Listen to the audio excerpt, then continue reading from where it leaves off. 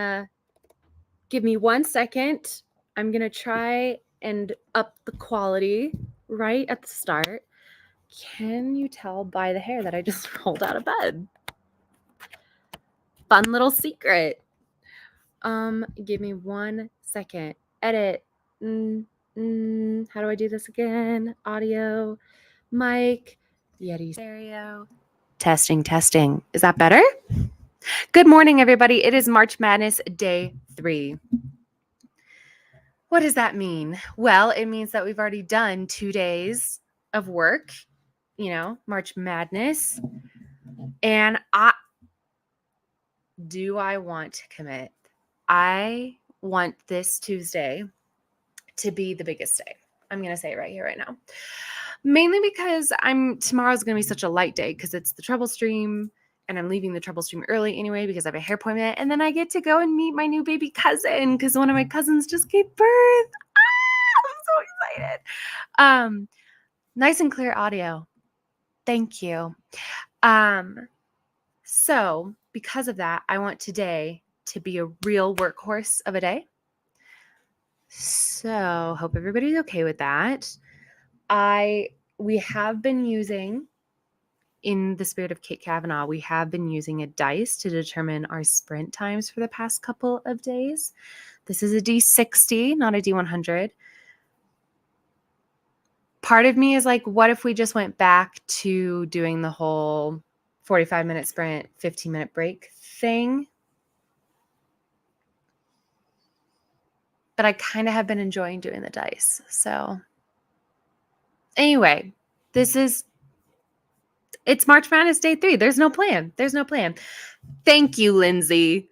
I made myself laugh when I made this thumbnail and this title. So thank you. I appreciate it. Hello, Keiko. Kiko, welcome. Yes, I did not watch the Oscars. Yeah, I didn't watch the Oscars. I specifically have been avoiding Oppenheimer imagery, and so I did not watch the Oscars this year. Hi, Mars. Hi, Randy. Welcome. Hi, Laura. Welcome. Hello. That was good timing on my part, says Kelly. Hello. Yay, baby cousins. I know. I'm so excited. Good morning, Anna. Anna, I know you're on the East Coast, but for some reason I always think you're in California. So I was like, wow, it's so early for you. But it's, 9:30, which is like such a great time. The cute cousin is going to derail productivity for sure. Absolutely. Oh, baby cousin, my aunt's wife gave birth a month ago, but I won't get to meet the baby until May. She's the first baby girl in the family in 20 years. Oh my gosh, that feels like it's giving Penelope. Did anybody see that movie? I mean, I know a lot of people did, but it still feels like a smaller movie, but it was with Christina Ricci, Catherine O'Hara, and James McAvoy. And when I tell you that, look, I saw Penelope during my John Keats era, it had an impact on me. It really had. Oh my gosh. Okay, I have this thing about certain actors who have what I call the gaze, and I would like to spell that out for you. They have the Gaze, the gaze, okay? And it is what will make me believe that they are in love, not in lust, in love. Because I feel like in a lot of movies, actors are fine at portraying lust, but very few are good at portraying like not even innocent love, but just a love that goes beyond lust. And I call that look the gaze, just when he kind of looks at, or when someone looks at someone else and you can tell that they're in love. So James McAvoy has the gaze and he uses it to its full potential in Penelope. And I love that movie. Anyway, I wanted her bedroom. Did people ever? I mean, I know people are saying they've seen the movie, but she had the most incredible bedroom of all time. Anyway, what I was trying to say is that this feels like Penelope because it feels like a curse breaking moment or a curse beginning moment, like the first child, the first girl born in the family in 20 years. It's funny to me. Okay, so Kelly is saying, yes, let's do dice again today. So maybe we shall, maybe we shall. In honor of Daggerheart beta testing going live today, I think we should roll dice. Oh my gosh, that's such a good point. I know, I've been thinking about that recently. Like, that's so cool. I need to find people to play with. Kiko says, I only saw a replay on YouTube because Oscars was in the middle of the night for me. That's fair.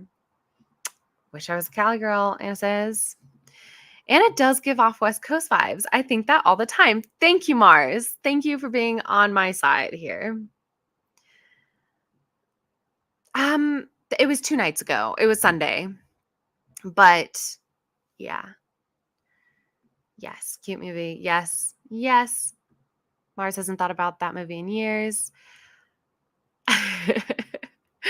Such a good movie. Yes.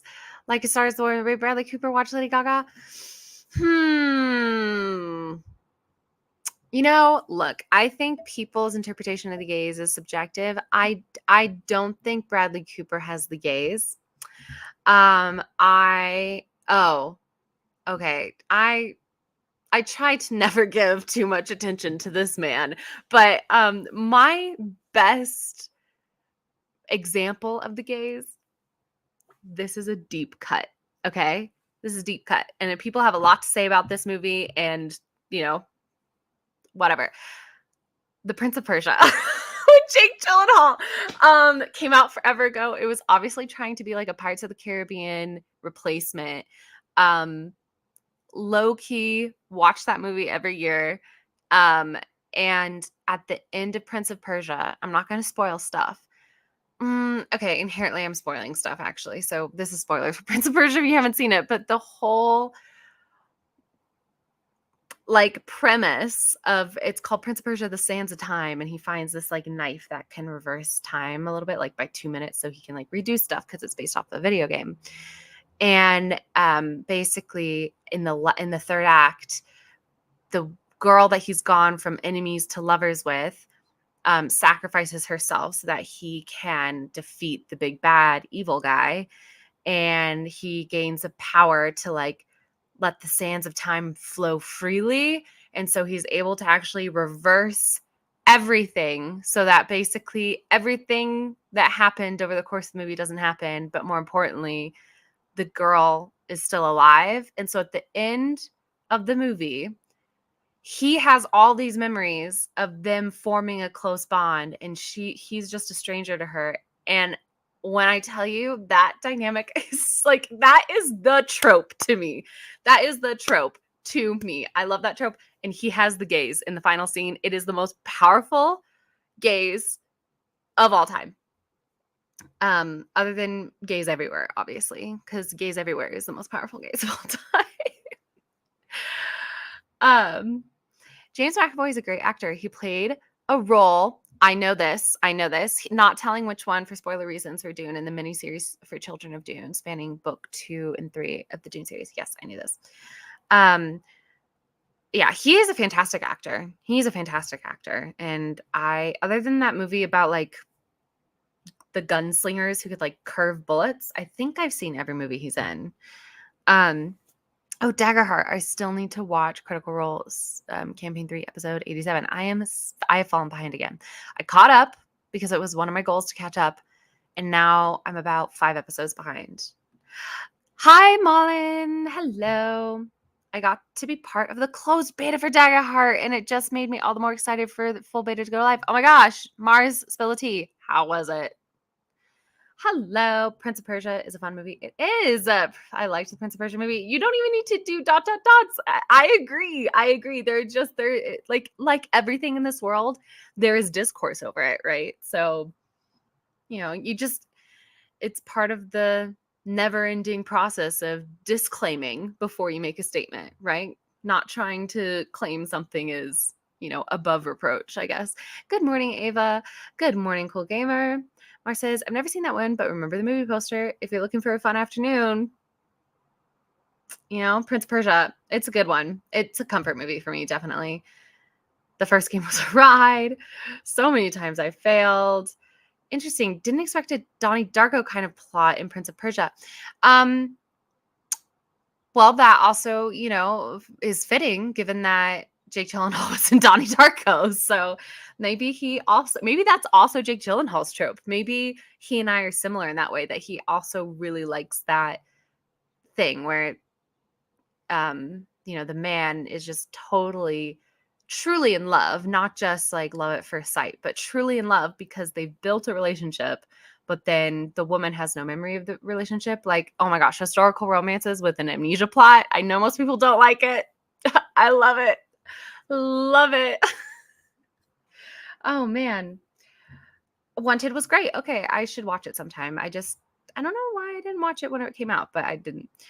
What are we talking about? I'm making lunch and all I know is 1, Bradley Cooper, and 2, James McAvoy. What's up? Mars was saying that sorry, just the circuitousness of this conversation.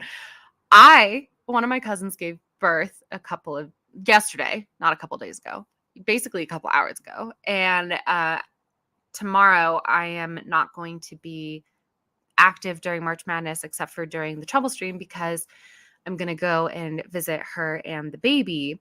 And then Mars said that one of her aunt's wives gave birth last month, and it's the first girl born in the family in 20 years. And I said, oh, this is Penelope vibes, because in the movie Penelope, there was like a family curse that wouldn't be enacted until a girl was born into the family. And it was like 4 generations before a girl was born. So there you go. Hello, Mel. I would like you to know that I passed along some of your suggestions for titles, and I really appreciated you coming in and giving those suggestions. I thought it was very nice of you. So thank you. Hi, Froggy. Good morning. Yeah, the topic is evolving over time. Oh my gosh, Mar says, well, I signed an NDA, so I can't spell the T yet, but when the full thing goes live, I think it's at noon Eastern, but I'm not sure. I can talk about it. And then we got an update. Okay, it's at 8 a.m. Pacific, so that's 11 a.m. I can spill the tea. Spill it. Ah, yes, Matthew McFadden in Pride and Prejudice can get it, gays, but it looked too psychopathic for my taste when they tried to recreate it in Bridgerton season 2. Well, okay, so this is so interesting, and I feel like this has been a topic of conversation online recently, maybe in my tiny little niche corner of the internet, but there's been conversation about the difference between Bridgerton season 2 and then the Queen Charlotte Bridgerton series in showing the difference between lust and love. And that kind of hit the nail on the head for me, because I really feel like a lot of times, I also think that's why in general, I do not gravitate to the enemies to lovers dynamic, because I think so often the spark that moves the relationship forward is inherently based on lust. And how personal are we going to get at 7:45 a.m. in the morning on the internet? Lust is kind of a foreign emotion to me, if I'm going to be for real. And so that I don't compute those relationships well. I don't understand what's going on. And so I love our relationships that are built off of mutual respect, friendship, and like bonding in difficult times. So yeah, what I'm saying, Mullen, is I kind of agree with you. I enjoyed Bridgerton season 2 to an extent, but I loved the Queen Charlotte Bridgerton series. I thought that was so good. Yeah, it's very much based on personal preference. That is true. Okay. Kiko says, I'm going to get cake. My conversation for yesterday, we apparently have a new guy in the freezer section and he leaves behind a mess that I can clean up, shelves not correctly stocked, etc., etc. This made me laugh because in Colorado, there's something called Frozen Dead Guy Days, which is where people like have this whole festival around a man whose family literally put him on ice, like after he died, and he's like still there. And so anyway, we don't need to go into it. But yeah, when you said we apparently have a new guy in the freezer section, I was like, I thought he was like in the freezer section, like just hanging out in the freezer. It's so stupid. I'm sorry. It's too early on my too early in the morning. Lindsay says Orlando Bloom and Pirates and the gazes he gave Elizabeth were fundamental to me. Yes, Lindsay. Yes. Yes. And this was the beginning of it all for me, but Wesley, Dread Pirate Roberts, looking at Buttercup. That's the gaze. That's the gaze. Thank you. 1,000% agree with you, Wallace. Thank you. This is why Bridgerton season 2 didn't work for me. Like, less is fine, but don't pitch it to me as love. Yeah. Yeah. 7:45 a.m. in the morning on the internet is the perfect time for honesty and vulnerability. Thank you, Mars. To me, the whole love spiel in Bridgerton season 2 was so dumb because everything was like, they just want to bang. Like, that's it. Thank you. Thank you. Yes. Yes, you can Google it. Frozen Dead Guy Days. It used to be in this tiny little town called Netherland, but the town started to get overwhelmed because the celebration is like getting so big. So it's now moved to Estes Park, which is like a big national park. Still kind of along the Front Range. And I think this might be the first year that it's the move happens. And it's coming up. It's usually in March. It might have already happened, actually. I should look that up. But yeah, I should look that up because I might go if it hasn't happened yet. Wallace, I don't know if you watch zombie stuff or hate that, but yes, I'd recommend the K-drama Happiness. The gaze in there is talking to me, LOL. I do know that K-dramas are an excellent source of the gaze because I have seen the edits. I have seen the edits. I've been burnt though.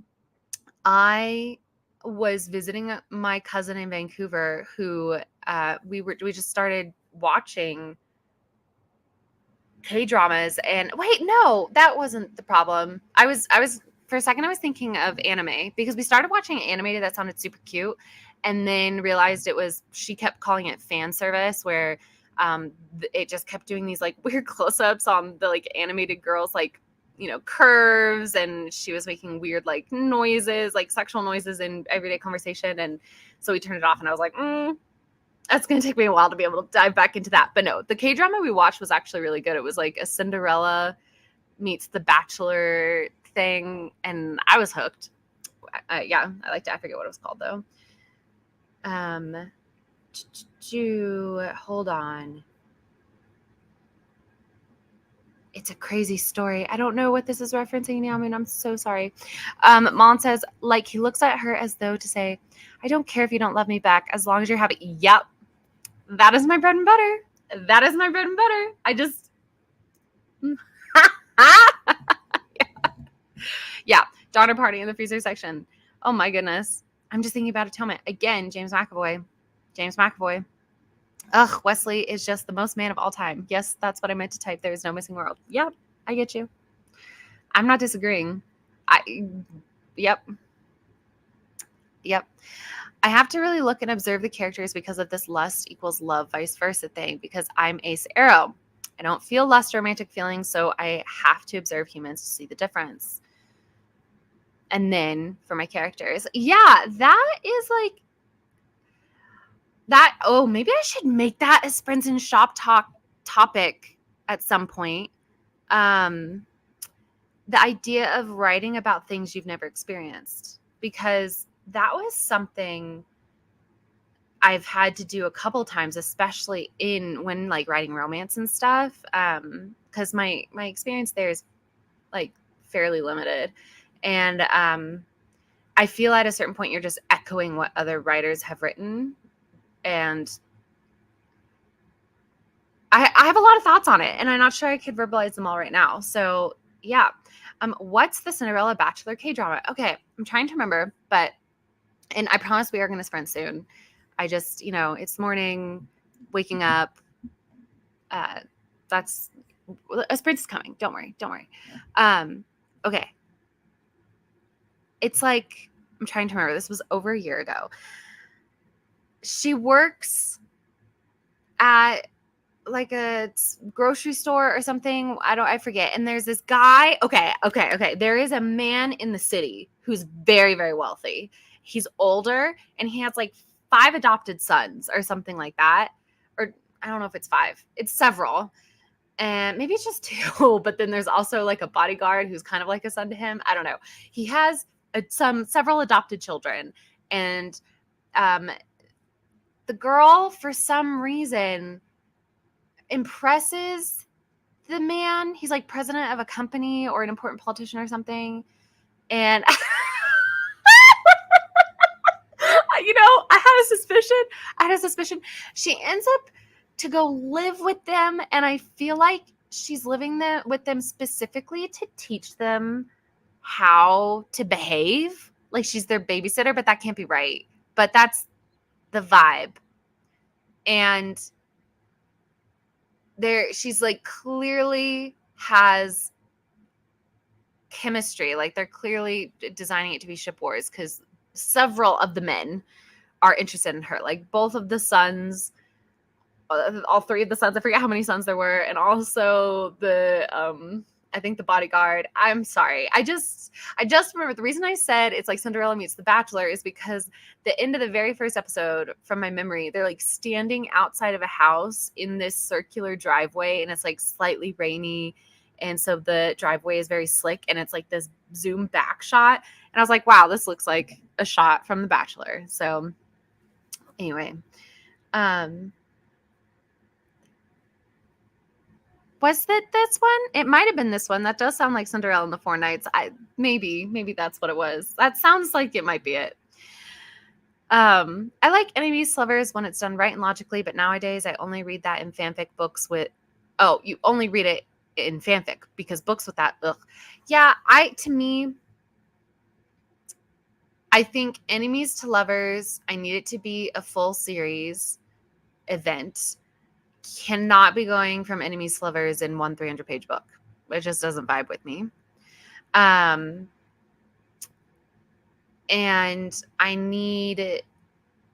like I said, I need the impetus for the romance to be not about lust. It's really important for me to feel confident that this couple are like gonna make it, Okay. What an intro, guys. There's one thing I can do. It's yap. What are people's plans for today? My goal, as was my goal yesterday, was to film my submission, like, vlog video and get that uploaded. I'm still waiting for a response from some people to see if they're okay with me including certain clips, like, that are just for fun. But if I don't hear from them, I just won't include them just to play it safe, and then we can just get things uploaded. But as it so happens, I have so much vlog footage that I actually don't need to film that much interspersed because the vlog kind of tells a story, so that's nice.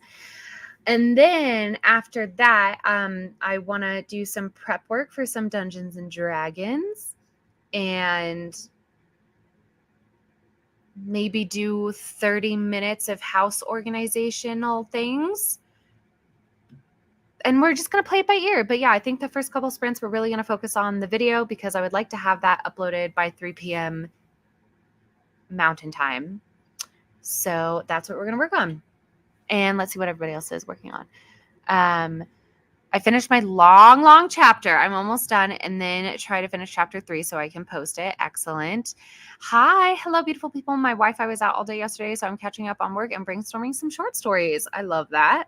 Malin says, I need to do work for EW and then might get some writing done. Got 10 chapters left in Space Princess. That's crazy. That's crazy, Malin. I think I'm going to work on Space Dragons to start. I love that. And then just finally, Neon Moon says, agreed. Enemies to lovers need space to breathe. If they can shift from enemy to the love in one short book, they weren't really enemies. Yep. Grayson has to write 1K again. So I guess that means we better get started and we better hope for a long sprint. Yesterday's sprints were all long. That has no effect on what today's sprints will be, but I was just stating it, that yesterday's sprints were all long. Okay. So we're going with an 8-minute sprint to start. let's get that going. You know what? We've been doing the Hex Library, which has been amazing, but I think we're going to give Laura Nettles some love today. Laura Nettles. Timers. Which timer do we want? Oh, I do love the Galaxy timer. Woo! Maybe with this 8 minutes, I'm going to make myself some form of caffeinated beveragino. Yeah, it's enough time to get things prepped. I'm going to make lunch first and write poetry to ease myself back into writing. It's been a minute. Yep. 8 minutes. I can finish my coffee. All right, guys. Share screen. 45-minute Galaxy timer. Let's make this full screen. And happy sprinting.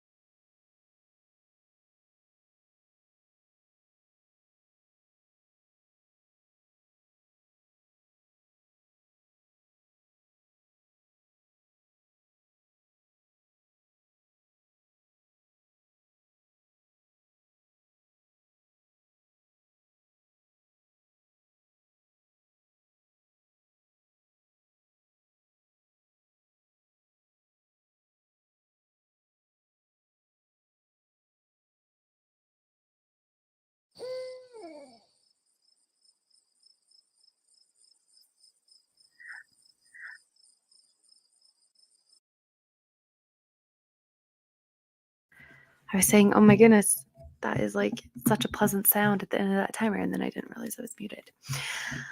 All right. Perfect timing.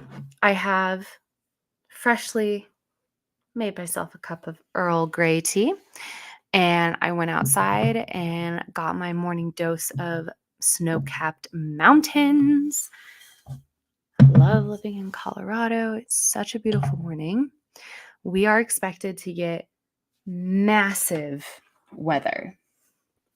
Massive weather very soon. Hold on. Let's see what the actual forecast is. I think it's something like a foot of snow or something crazy. Oh, but it's moved. Okay, good. I was really worried that the bad weather might come in and then I might not actually get to go visit my cousin because I don't drive in the snow. But now it's not going to be here till Thursday. So wait, what? This is so strange. It says just cloudy and a high of 30 or a low of 38, a high of 59 today. But then it also says a winter storm watch. Winter storm watch. The conditions are expected by 6 p.m. Wednesday, March 13th. Oh, okay. So anyway, I don't know if you guys care about my local weather, but we're expected to get snow, a big snowstorm. Nia Moon says, just finish the paragraph. Good job. Excellently done. Mar says, open my doc and got about 150 words. Very well done. Mullen says, I moved rooms, ate half my lunch, watched half of a Kate's book date video. LOL. That sounds like an excellent way of doing lunch. Yeah, 1:58 is very good. Yeah, like let's forecast that out. Okay, so 60 divided by 8 is 7.5. So 150 times 7.5. If you kept that pace, you would write 1,125 words in an hour. So very good. Mars says, it's been raining for days here, and now the next few days is meant to be sunny and warm. Oh, that'll be a nice kind of break for you. That kind of like fall spring vibes. Kiko says, I've got my cake and now ready to figure out how to eat it all. What kind of cake is it? I walked the doggo. Her gotcha day was yesterday. We adopted her a year ago. Oh my gosh, that's so cute. Did you guys celebrate in any specific way? Froggy says, 185 words of chapter notes, a respectful amount, very respectful. No, sorry, Mars. I wasn't trying to say you should keep that pace. I was just trying to say that it was a good pace, not that you should try to do that for a full hour. It's just a good pace. That's the only point I was trying to make. My apologies. I did not mean to put pressure on you. All right. That was a short sprint. I'm going to take a sip.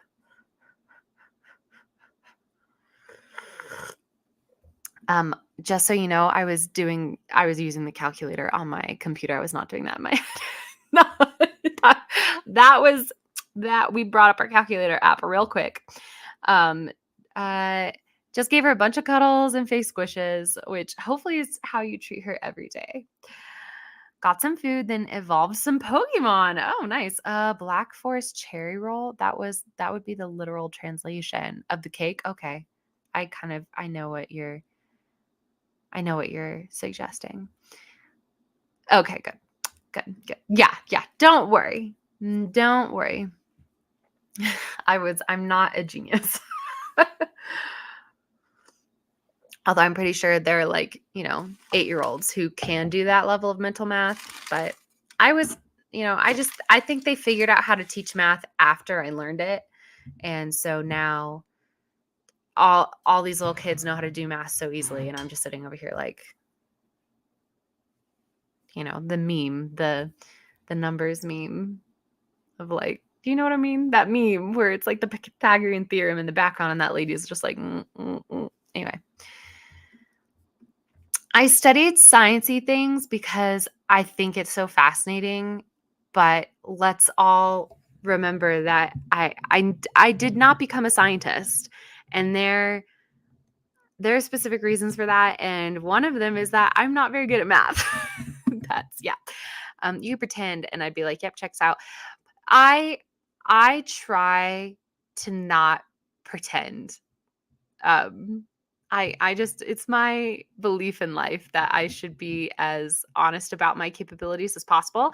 That's why I'm always disclaiming, because then when I am very confident about something and I can be like, I know this, it is my hope that people will respect that, because I so often will call myself out for being like, I'm not sure. Here's my opinion, or I'm not very good at this thing. And it is my hope, like I said, that by doing that, when I actually do stand up and have confidence about something, people will take it seriously. Same. Same.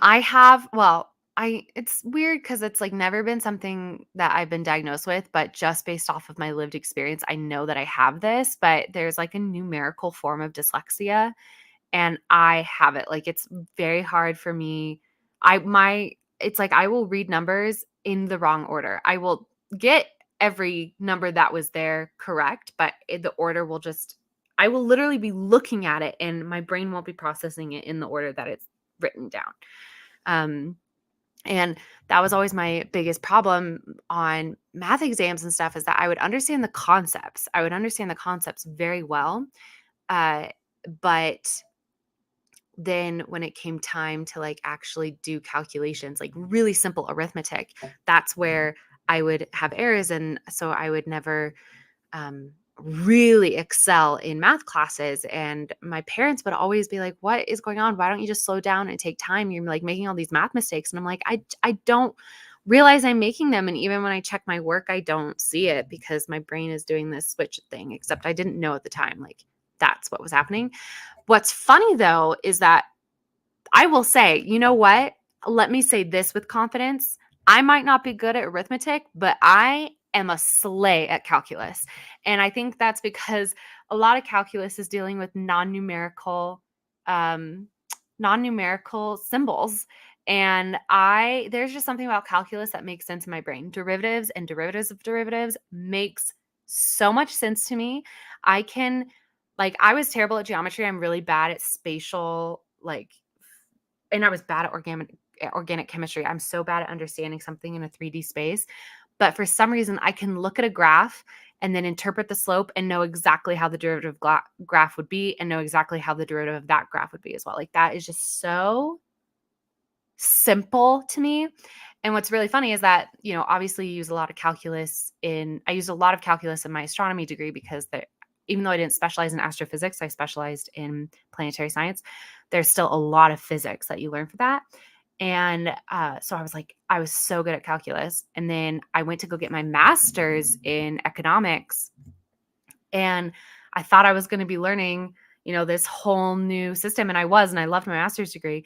But all the really intense economics classes, like the core classes of the degree, were all about economic data analysis using calculus. And I was like, I've got this. And I was able to latch myself onto the smartest people in the course, who were like very smart from an economics perspective, but didn't really have a background in calculus. And I was able to latch myself onto them. And then, then in the more like theory classes, I could pull from them. So yeah, I love calculus. I'm just going to say that right now. I love calculus. Of course, now, but ask me to do a derivative, and I'm like going to be like, I don't know what's happening. Okay. New Moon says, depends on the math. I've always been good at geometry, but abstract stuff, algebra, calculus was rough. So we're like the opposite of each other. I loved algebra. I miss math. Steve's voice, but where's the fun in that? I can't do a Steve impression, I just realized. I'm good at mental math, but I'm not quick about it, so it's not impressive. I mean, it's impressive to me. I think being able to do anything in your head is impressive. Better than being quick but getting the wrong results. But I was like slow in getting the wrong results. That's the problem. I think you're talking to Mars, though. Dyscalculia, is that what it's called? Okay, yeah. I used to do long division as an anti-anxiety hack. Oh my gosh, wait, that's actually, I understand that. And I feel like it would actually end up making me more anxious, because I used to get so anxious about being an academic failure. And so I think the fact that it would take me so long to do it and I would get the answers wrong would just make me more anxious. Selah had to Google because my dyslexia cannot spell that on the first go. Yeah. The only reason I learned fractions is I worked in kitchens for many a year. It's called dyscalculia and I have it as well. So I get the feels. Yeah. I feel like it's not rare, like I feel like it doesn't get discussed often, but I feel like I've met a lot of people with it. Which, I just think that that's interesting that to me, from my personal lived experience, it feels like it's very prevalent. And yet, as far as I know, I have not been exposed to systems that work to help people who have it. Watch me try to spell Albuquerque. That's just a bad word. That's just a bad word. The same way that February is a bad word. You know what I mean? They both have menacing vibes in terms of they're trying to mess you up. Florin the Fawn says, has anyone watched the new season of Extraordinary? I don't even know the show. There's a shelf in the main character's mind library that's labeled mental mass and it's just empty. That's funny. That's funny. Devin, hey all, it's been a while since I've stopped by. Welcome. We are currently doing March Madness. We're 45 minutes in. We've only done 1 8-minute sprint. I promise we're going to rectify this soon. We're going to get into some real sprints real soon. And basically, I'm just here live streaming on the Trouble channel, getting work done, hanging out. And well, please join us if you've got a big task you want to get done. Neon Moon says, this is the way. Avoid your author responsibilities with clever writing tricks. I have no idea what calculus is because I don't live in the U.S. High school, but math is math for me. So calculus, I don't know where you live, but it's basically, how would you describe calculus? I mean, okay, it's a lot of graphs and it's like figuring out the derivatives of equations. So yeah, wow. I'm like, oh, I love calculus, but ask me to explain what calculus is. And she can't.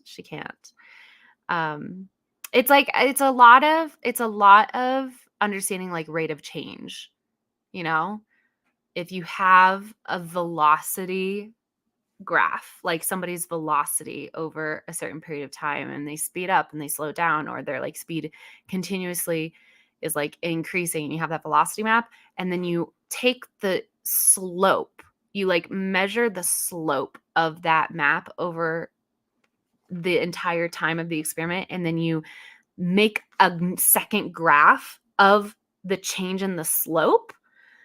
That is the derivative of that above graph. And what you're actually mapping is their acceleration over time.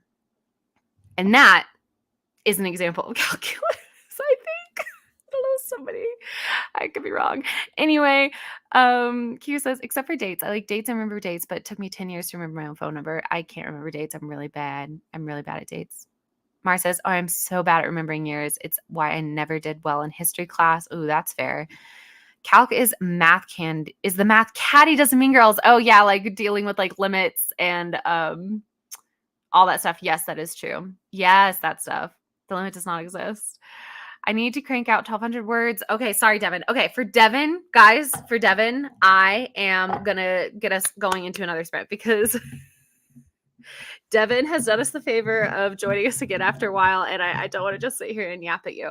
But first, quickly, Devin needs to crank out 1,200 words today for book 2. I'm avoiding the math combo. It's scary. Okay, we're moving on. We're moving on from math. Neon Moon says, that's what all I remember of calculus, change over time. What does it mean or what you do with it? I don't know. It's just it's good for,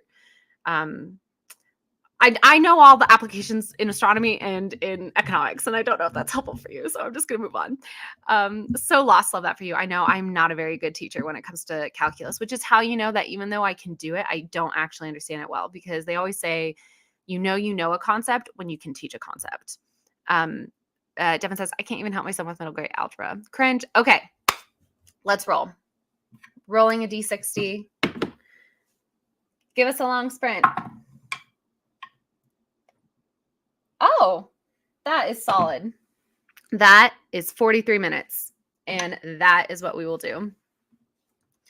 For some reason, I closed out of the hex, or out of Laura Nettles's channel, which I don't know why I did, but oh well.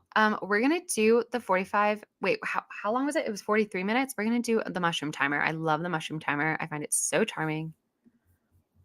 Present, share screen, 45-minute fall mushroom timer, full screen. Happy sprinting, everyone. I'm gonna be working on my video.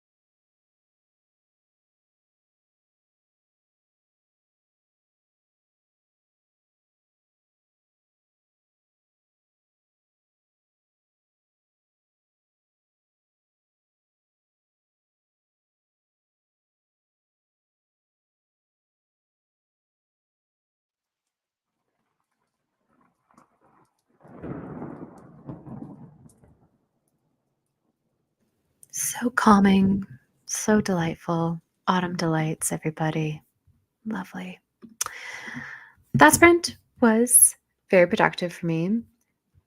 I spent the entire sprint editing. I got through 14 and a half minutes. And this is like an editing a video, I should say, not editing a story. I'm editing hopefully a video that will go up today, although we'll see. First of all, I would give myself a pat on the back. Sorry if I just smacked the mic. I'm giving myself a pat on the back because this video was originally almost an hour long, and that's before I've filmed. I have yet to film the like overhead narration intro outro section. And I was like, that's not going to work. And I have edited it down so far. We're still editing. I have edited it down to just under 17 minutes. It's like 16 minutes and 42 seconds. And I am so proud of myself.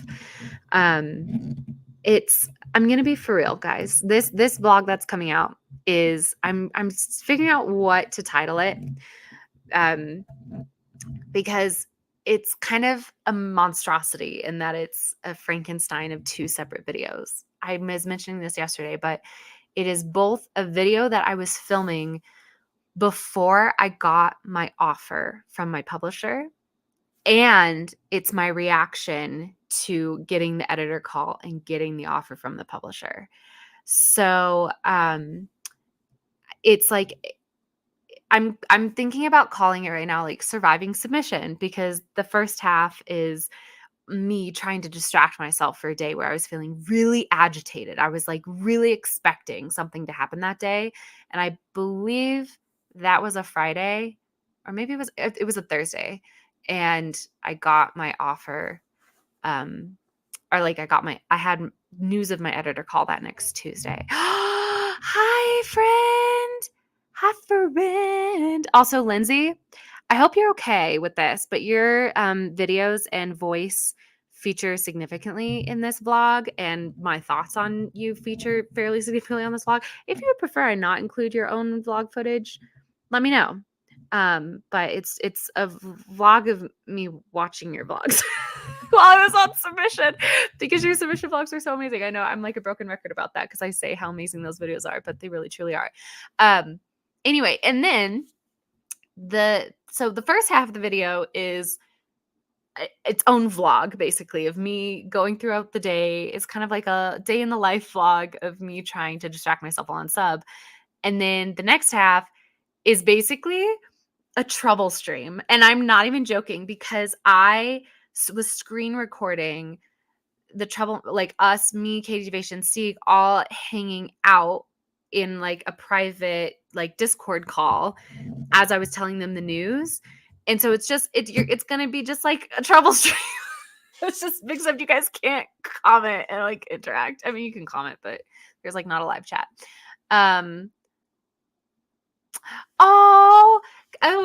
Lindsay's vlogs, are you saying? Oh, did you like them? I hope you like them, but also say that you like them because Lindsay's here. So, but I hope that I know that you did, because they are such good vlogs. Thank you.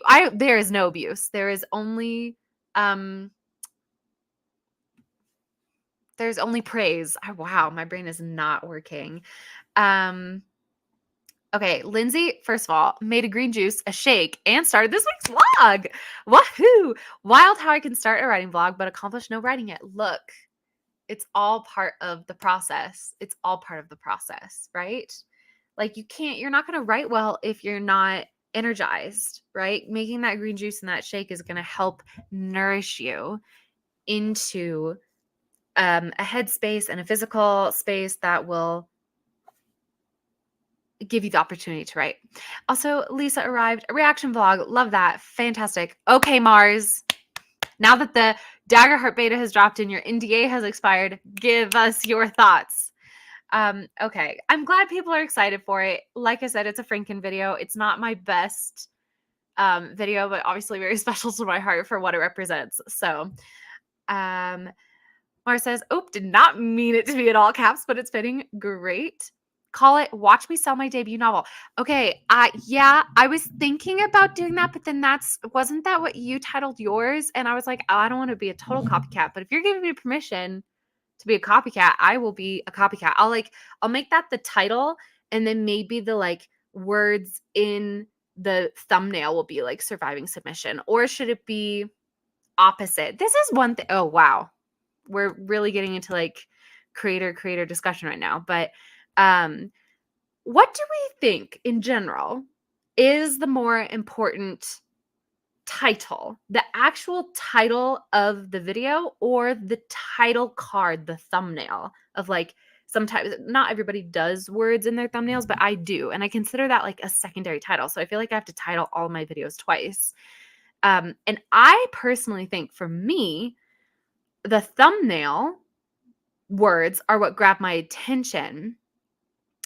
And but see, then we have Mars who doesn't read thumbnail words, but then Grayson says thumbnails are more important, but then Mullen says the title of the video.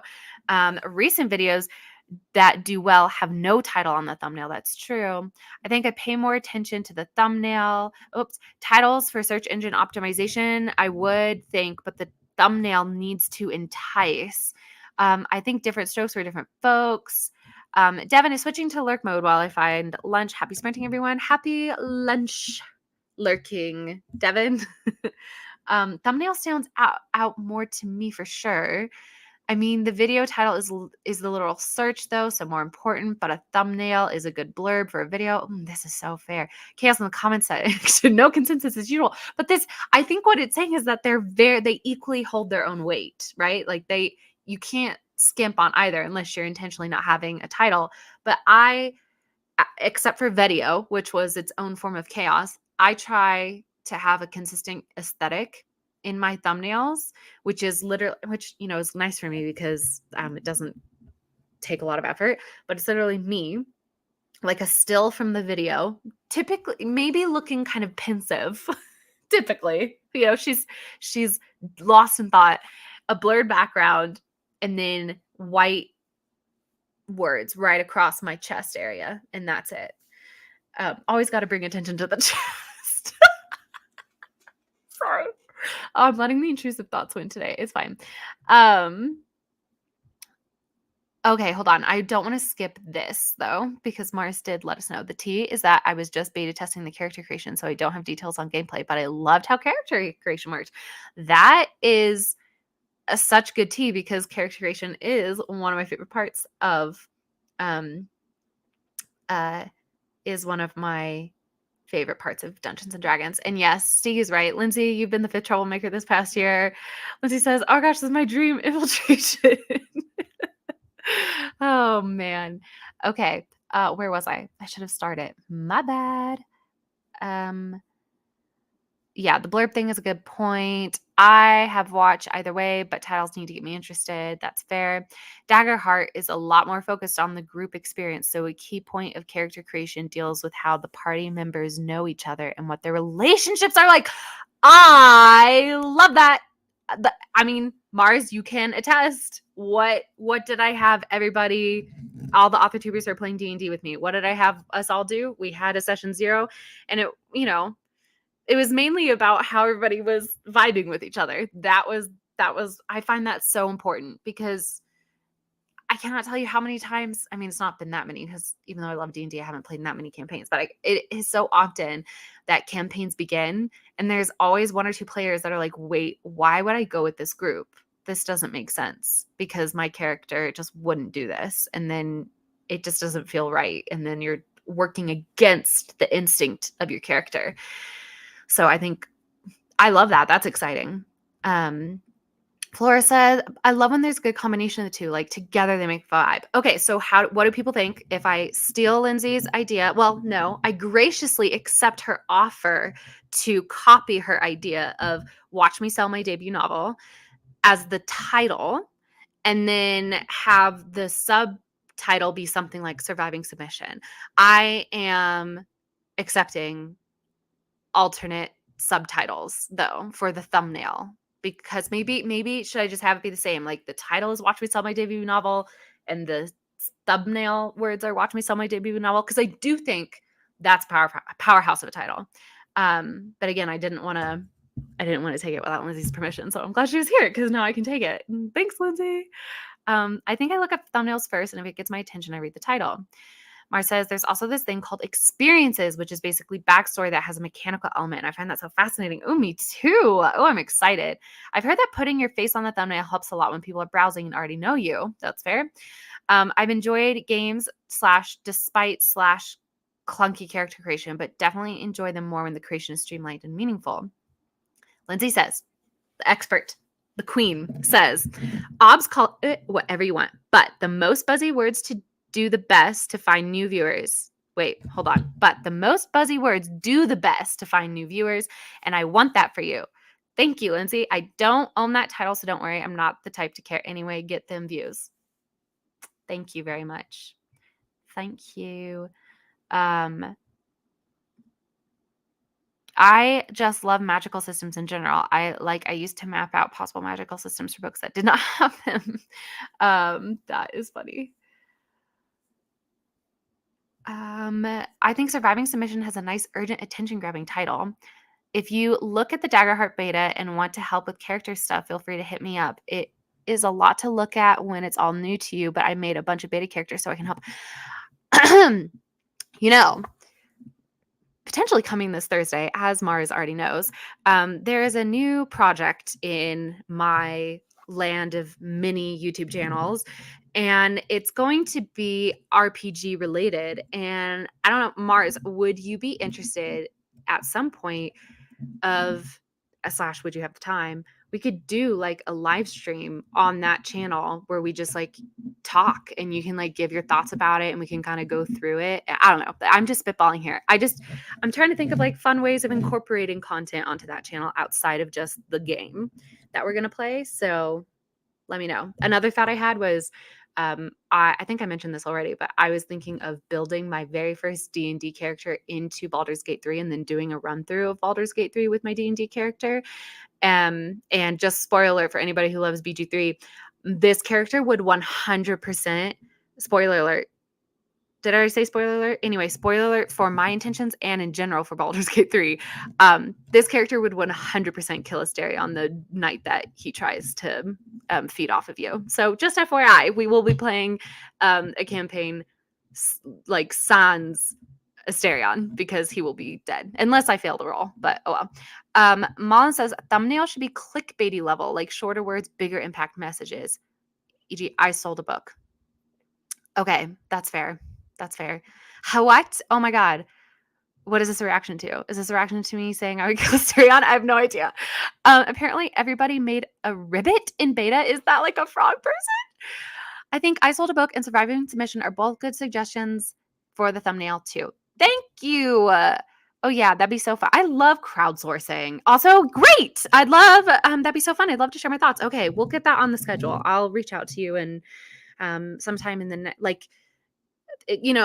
we're not beholden to this, but the idea is that we stream the game every twice a month, and so this could be on like an off week or something like that. So that'd be fun. Are you asking for a sprint? Is this the new sprint? Crying bat. Can someone interpret this emoji for me? I'm feeling dumb. Oh my God, I just saw Gaze's comment. Hold on, give me a second. I have to recover from the first few words of that sentence. Anyway, Anna says, I'm about to finish my first BG3 playthrough tonight or tomorrow. Finally. Excellent. Oh, thank you, Stieg. Thank you. Kiko is just like a sad over Asterion. Mars says, oh yeah, the race options called Ancestry are so fun. Lots of humanoid animals. My favorite, of course, is Fungrel, which is a mushroom person. Oh my gosh, that's amazing. And then Gaze comes in with this. I don't give a fuck about that twink. What I'm after is an NFT pro and a necromancer grandpa. I love you. I love you. There's an Ancestry inspired by frogs, turtles, tortoise, cats, monkeys, and many more. Lindsay says, where would you suggest a noob start with D&D? Like good resources for someone who knows nothing. I'm overwhelmed. Okay, Lindsay, this is what I want to know from you. When you say start with D&D, do you say you want to start like consuming D&D content, or are you saying you want to start playing Dungeons and Dragons? Because my recommendations for you are different. I think a lot of people are like, oh, if you want to get into D&D, watch the first couple episodes of Critical Role, like from the first campaign. I don't actually know if this is the best introduction because you kind of have to, it's really long, first of all. And that's a lot to ask for someone who doesn't know or understand what's going on. So just, let me know and we can talk about it. But Kelly is requesting a sprint.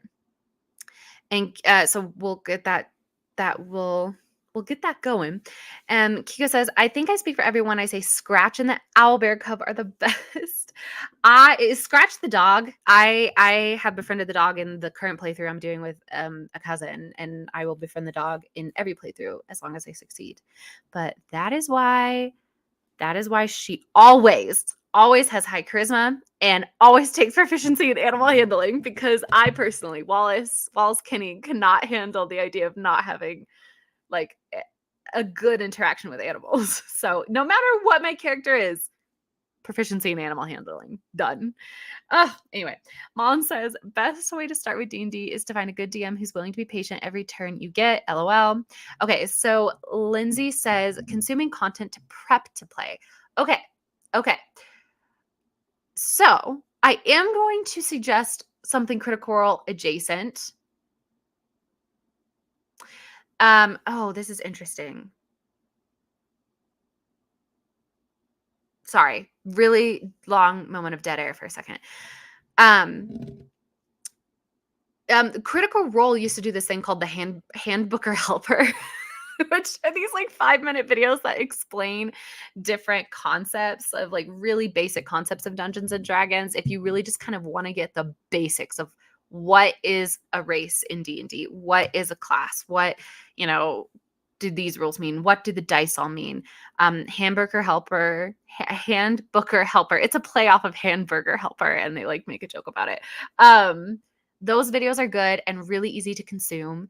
If you want to actually consume the content of a group playing Dungeons and Dragons so you can get the vibe, I would almost suggest starting Critical Role with Campaign 2, because by that point, they've really gotten their production value together. The mics all sound great and everything like that. And that would just kind of give you the vibe. And plus, you'd be starting with a session 0, so you could kind of see what a game that is just beginning is like, and they're at low level. The first campaign of Critical Role, they had been playing that campaign at home for a couple years, so I think they were already at level 9 or something. So, which is a level that most campaigns never get to. So, yeah, I would start, if you wanted to start watching a campaign, I would suggest Critical Role Campaign 2, Episode 1. Somebody also mentioned D20 Fantasy High, also very good. And then I was also going to mention Jenny D, who actually lives in Colorado. She is really good about getting into playing D&D. She also has a lot of tips for dungeon masters. So her videos are great. Gay says, I mean, I do like him. I'm assuming we're talking about Asterion. But like sometimes a woman has needs that cannot be met by a simple, flirtatious, and snarky man. Sometimes I gotta feel fear for my life. Wait, but like, isn't he a vampire? So anyway, Ginny D lays things out in a very clear and friendly way. Yeah, and she does great cosplays too. Like, I just love her videos. Super Geek Mike is good too, and Jay's channel. Thanks everybody. Everybody's giving great advice. Fantasy High is great. The Dungeons and Drag Queens on One Dimension 20 is also great because the queens are noobs too, so it's nicely paced for players. This is a great recommendation, Mullen. Great recommendation. Mars agrees with me. Campaign 2 is a good place to start with Critical Role, even though I love Campaign 1. Campaign 1 is amazing. Also, Lindsay, if you just want a good time, highly recommend watching the Dungeons and Dragons movie. And then once you get into D&D, go and watch it again, because I think those are two separate viewing experiences, the non-D&D player and the D&D player. And I think I took my whole family to see it, and everybody, even the people who don't play D&D, thought it was totally delightful, but the people who like actually played in D&D, obsessed, because when you're just watching and you're like, you can see the meta level of like, oh, this just happened at the table. and that's how it's being interpreted now in this movie. It's so good. Mel says, I started with campaign 2. I loved it and then went back to campaign 1 from episode 25. Yeah, a lot of people recommend that. That's what you do is you skip the first 25 episodes and then campaign 3. I promise a sprint. I know, Lisa. I know. A sprint is coming. A sprint is coming. The channel Chaotic Neutral also has a short campaign available. It's like 5 episodes, and the DM is great explaining things for newbies. That's fantastic. Gay says, everything I do to forget Molly Monteith. And yeah, he haunts my dreams. I'm sorry. I went to Barnes & Noble to get starter books for dummies, and there were 3 whole shelves of starter books. Okay, Lindsay. Okay, this is what I'm going to do. Okay, Lindsay. There's a website called D&D Beyond. If you DM me on Instagram, we can get you on that website, and I own the source books on that website. And if you are part of a campaign that I'm running, I can share that content with you. So what I'll do is I'll just create a campaign and then add you as a character to that campaign, and then I'll share that content with you so you can get digital you'll have digital copies of the player's handbook, which is really what you need if you want to be a player. But if you want to be a DM, I can also share with you the DM's guide and the monster manual and like basically all the source books that I own. So, if you want access, and especially because they're really expensive, the books are like $50 each. They're really, really pricey. Okay, Molly was epic. Also enjoyed Vox Machina a lot. Yes. Lindsay is grateful. Oh, good. You saw the D&D movie. Yeah. Oh, D&D movie was so good. Yes, these are all YouTubers. Yes. I'm so excited for the next animated series. It's going to be amazing. Me too. I really want season 3 of Vox Machina, and I also want season 1 of Mighty Nine. I'd love to do one shot one day. Well, come to my channel on Thursday. I'm really talking with such confidence, even though I have so much prep left to do. But come to my channel on Thursday, and when I tell you one shots, AuthorTube D&D era is right around the corner. It's going to begin. Froggy says, my friend made me start Crit Roll campaign 2 just so I could cry over Molly Mock with her. Girl, I don't know what any of these words means, but I'm excited to learn. Okay. DM me or I'll DM you and we can get stuff figured out. But until then, let's roll our sprints. Here we go. What is it? Oh, she chonky. She is not an 8. It's a 52. This dice might be weighted towards the heavy side. Let's do a 52. I think we're going to have to go to the Hex Library for that one because I feel like Laura, she's got mostly 45s, Hexed Hourglass, I should say, which is great because I'm feeling witchy. Let's do, oh, wait. Let's actually do this one. This one's so cozy. Did I say it was a 52? I think I did. So, skip. Nope. What's happening? I'm just trying to get it so that we have, okay, 51, 59. Good enough. Got it as close as I could. Share screen. Cozy fall timer. Full screen. Happy sprinting.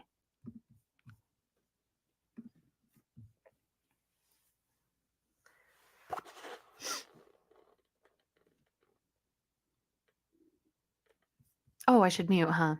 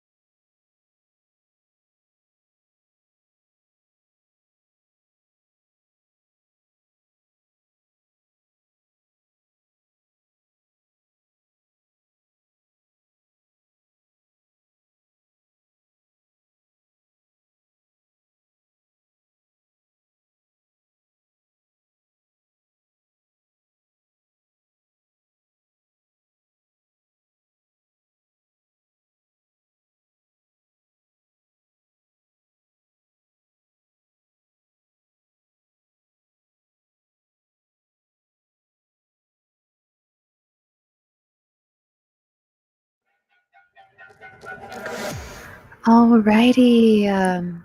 Thank you, everybody, for your patience on that one. I did extend it by quite a bit. It was like, I don't know the exact amounts, but I extended it by, I think, about 25 minutes. So thank you. Yeah, I was in another title brainstorm. So I just was like really going for it, and I needed to send my agent an email. So I wanted to get that done before the end of the sprint.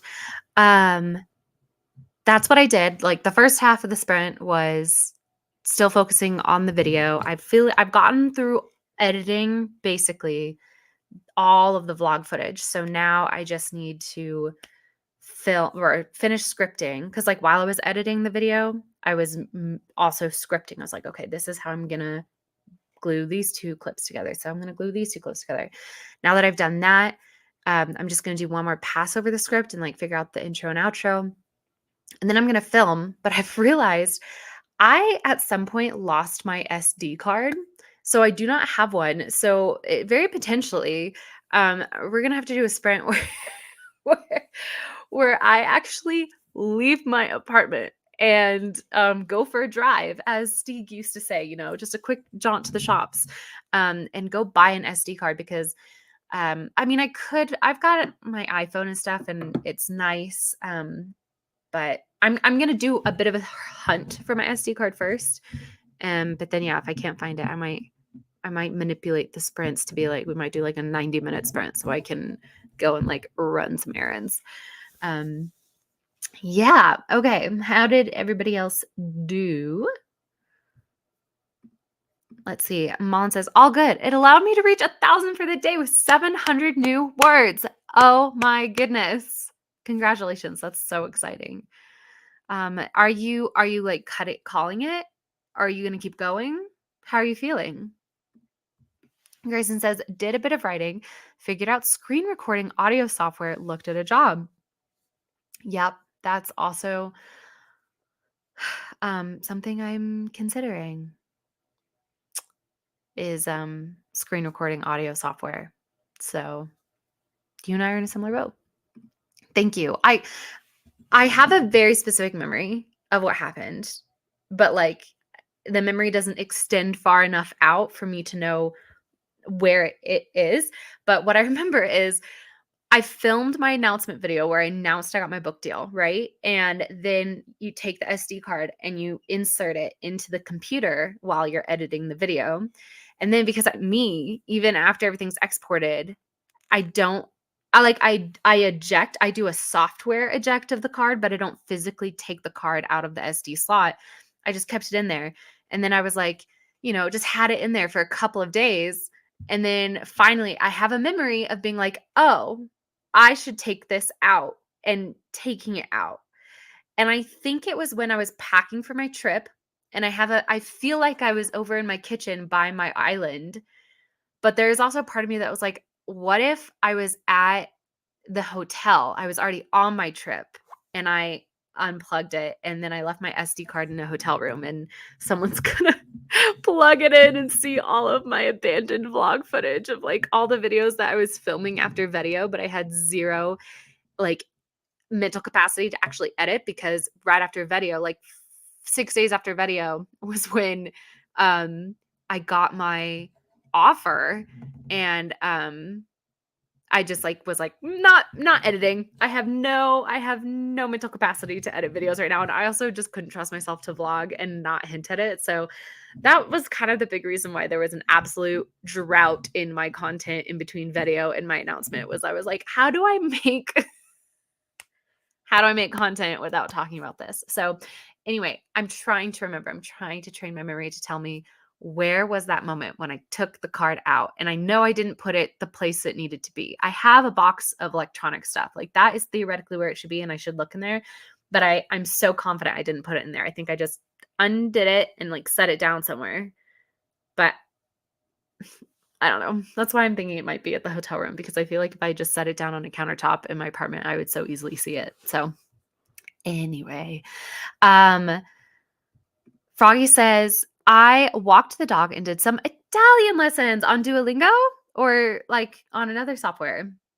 Lindsay says, wow, an hour went by and I took the whole thing just to move and rewrite a single paragraph. Lol, love revision. I know you said this sarcastically, but I really do love revision. It's like my favorite part. Now Moon says, flagged in the middle there, but switched to a different scene, got back on the horse. Good. Good. Way to build yourself up. It's hard when the sprints are that long, it's hard to not flag. Truly. Mom says, also, everyone go vote on my community poll. It's for my 1K sub celebration. I'm going to read a full chapter. That's so exciting. Yes, everybody, Mullen reached 1,000 subscribers and we celebrate and we monetize. We monetize now. You know, don't give YouTube the don't give it to YouTube. YouTube's putting ads on your videos anyway. Monetize. Monetize.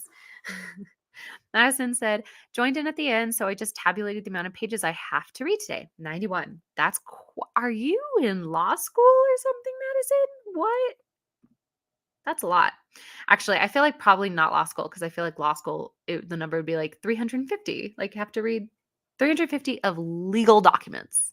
You know, the driest crap you've ever read in your entire life.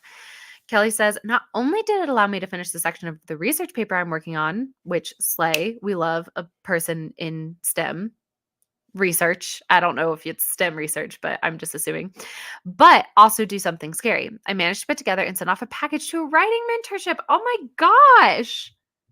That's amazing. And wow. Well, I'm glad the longer sprint kind of came in clutch for everybody. Mullen says, I still continue because I'm not done with this beat. The chapter ended nicely on a little cliffhanger, so I decided to make it 2 chapters instead of 1. Ooh, I love that. Yeah. I'm glad the extension was useful. Ava says, you'd have seen it lying there in the hotel room. Check your hygiene/cosmetics bag, maybe. Well, I have this little fear that what happened was when I was in the hotel bed and I was super tired because I'd taken a red-eye flight. I have this fear that I was like watching a show on my computer and I was turning my computer on its side because my head was on its side. And I have a fear that the card was jutting out in a way that was preventing me from turning the computer on its side. So I took the card out and then just left it in the bed and then fell asleep and then woke up the next morning, packed, and then left and got ready to go on the cruise. So yeah, because I was only in the room for one night. So that's my fear that I have. I think that's a false memory. I think that's an implanted memory. I really do think I remember like I was packing for the trip and I didn't want the SD card like jutting out when I put my computer in my bag. So that's when I took it out. And I'm pretty sure that happened when I was in the apartment. But again, what is the truth? You know, my brain is feeding me these 2 separate images and I don't know what's the one that actually happened. Which when you say it out loud like that, it's actually crazy. Like I like both are memories to me. They're both flimsy memories, which is why I'm not confident in any of them, but they're both memories. So I'm like, I don't know what happened there. Nia Moon says, yeah, I'm wondering if it slipped into another bag or something easy to miss. That's fair. I did just like fully unpack though. So I feel like if it was in one of my bags, I would have found it, but I will go through them again and just like put my hands down in the pockets and stuff. But I will say, I noticed my SD card was missing when I was on the cruise because I wanted to vlog the cruise. And then I brought my nice camera, I brought tripods, I brought all my chargers and stuff. And then I didn't have an SD card. And of course, you're out in the middle of the Atlantic Ocean. It's not like you can Amazon Prime one to you or buy one on the boat. So I like searched all my bags on the boat. So actually, I can say pretty confidently that it's not in my bags because I already did the deep dive search when I was on the boat. There is no being late to this. This stream goes so long, Ashley. It's a sip and see. You know, you come, you hang, you go. Another couple people come, hang, you go. A couple people. Why are there 26 people here? I just realized that. What is happening? Everybody check in. Even the lurkers. We're taking attendance. Everybody comment that you're here. Who is here? 26 people. Hello. Who? Even the lurkers, please check in. I better see 26 here's in the comments when I scroll down because why are there 26 people here? Okay. Hi. Yes, congrats to Mullen, everybody. It's so exciting. I don't have enough hour views to monetize, but thank you. How far are you? Can we make this happen? How do we make this happen? How far off are you? Let us know. I remember when Grape Fry had reached 1,000 subscribers, but she was like about 300 hours away from I think it's like 4,000 hours is required. I literally put her live streams and like her FaceTime Fridays, her general like writing live streams, and the trouble streams when we used to rotate the channels. I just put those on a loop on my computer, sound on, but like low, and just had those going all day for like a week. And so was Katie. Like we were putting in the work to get her the watch hours so she could monetize her channel. And then she deleted all of her videos. Ugh, ungrateful. No, just kidding. I'm just kidding. She's allowed to do whatever she wants. Wendy says, I got distracted multiple times actually and only got through 3 scenes. 3 still feels like a lot. 3 feels like a lot. 3 whole scenes? That feels like a lot. I don't know. It feels like a lot to me. Madison says, I'm revising a paper for a prize mission. Oh, you guys, we're such an accomplished community. So I'm doing some last minute research article reading. It's actually 123 pages. I can't math. Oh my. Yeah. I'm so not starting enough for STEM. I'm a history geek, so this paper is on Norse drinking rituals. I'm obsessed. I think that's the coolest thing. Can you tell us all about Norse drinking rituals, please? I want to know all about it. I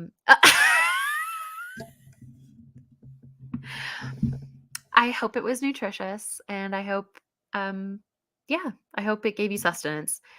That's how you lost your passport? Yeah. Was freaking out and had like 2 sets of memories, and neither turned out to be completely true. Yeah, I know. That's the thing, is I know the kitchen one can't be true, because the actual memory of the kitchen one is that I either put it down on my kitchen counter or I walked over to my desk and I put it down. And that can't be true because it's not on my kitchen counter and it's not on my desk. So yeah.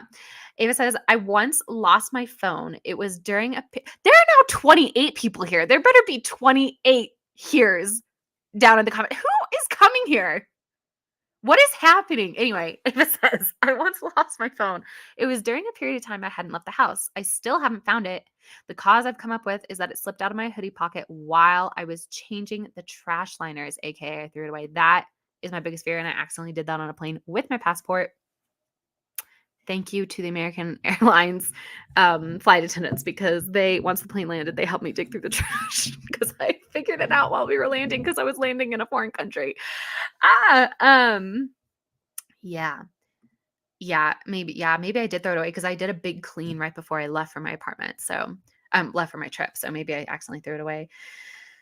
But yeah, I would retrace my steps, but it was almost 2 weeks ago. And I feel like at this point I can't trust my memory. I know, me too. I was like, people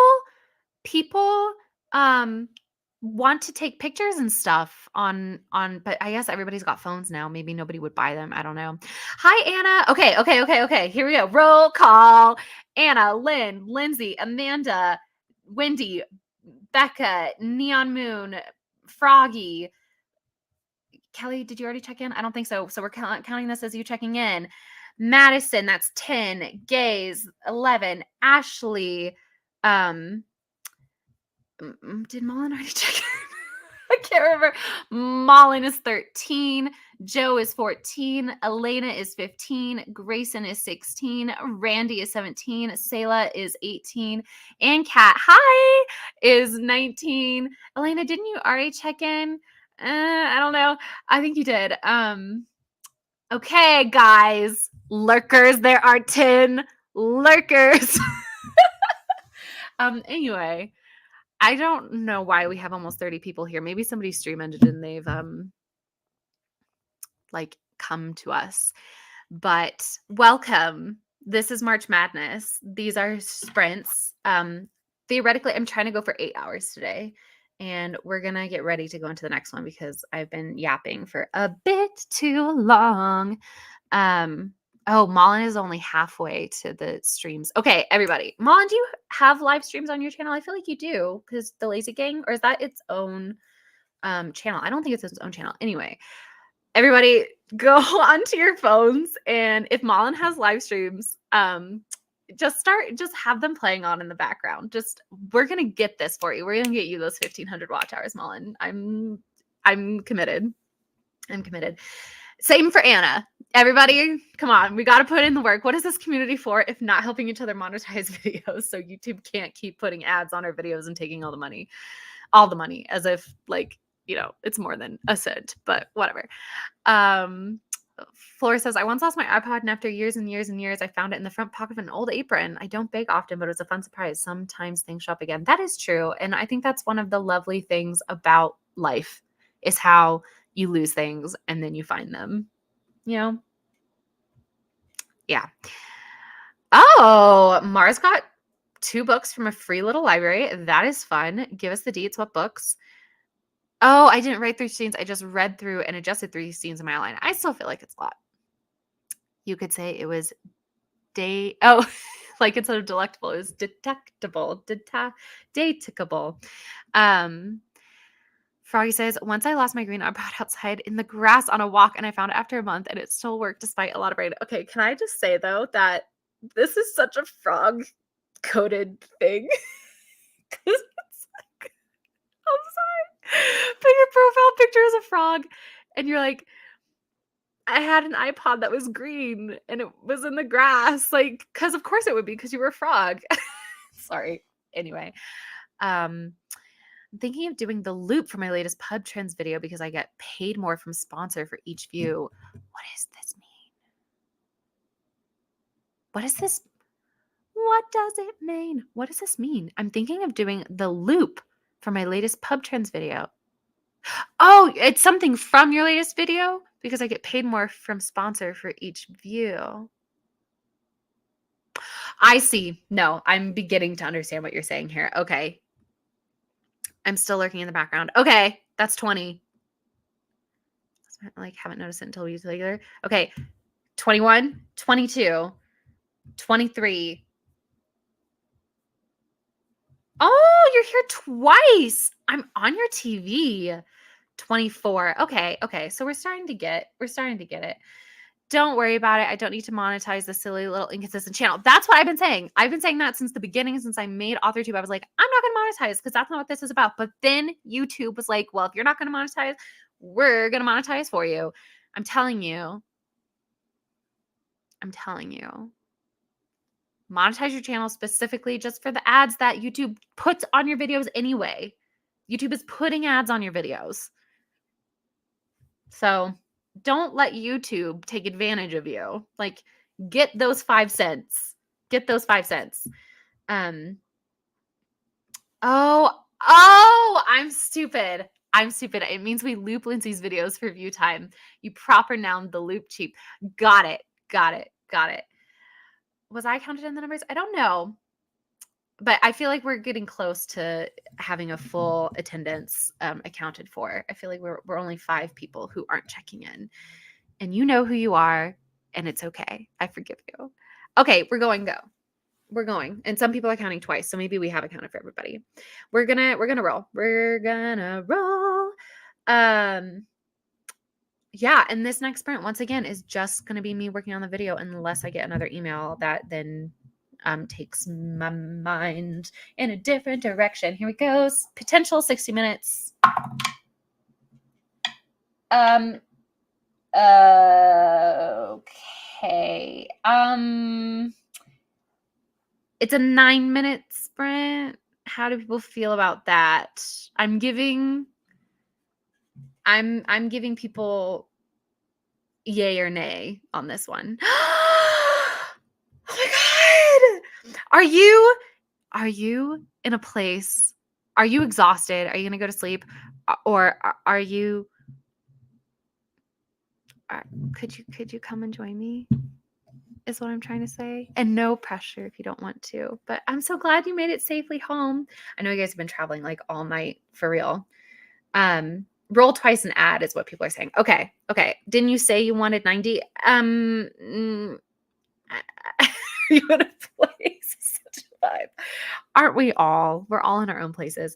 Okay, I'm gonna roll one more time. And it's 31. So that becomes a 40-minute sprint, which I think is great. I know Mars doesn't love these long sprints. Oh.